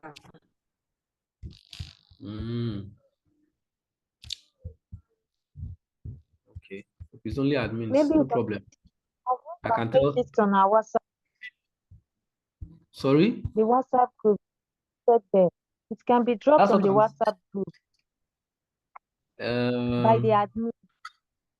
How will I know the ones you put designed? I will know now. Design is finished first. I will know the one that you designed.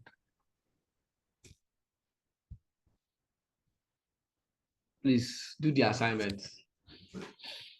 I want to see it in our next class. I think I like this design. It's simple. It's very simple. It's simple. People that have been designing before now, they'll find it very easy. It's people that have not designed before now that will find it hard. I think my next class with you is, I don't know if it's on Saturday or it might not be Saturday, but our next class might be Saturday. So I'll need it by then.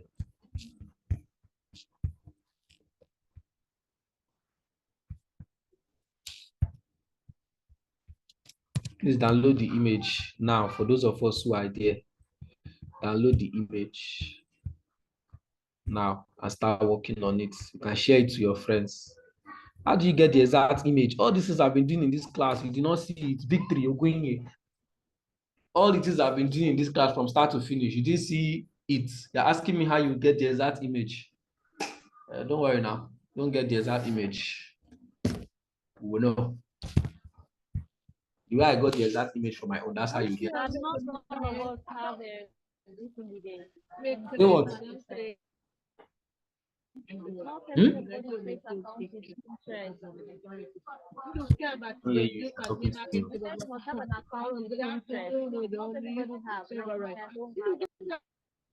All right, do the assignments. I'll see you. How many people are in this class? 51.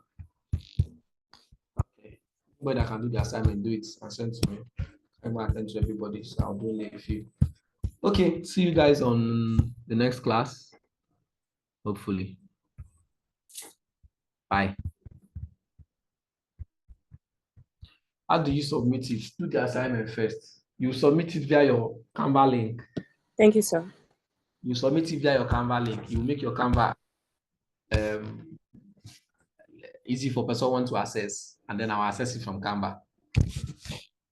I will show you how to do that in the next class before you submit the link. Nice, or enjoy the rest of your day.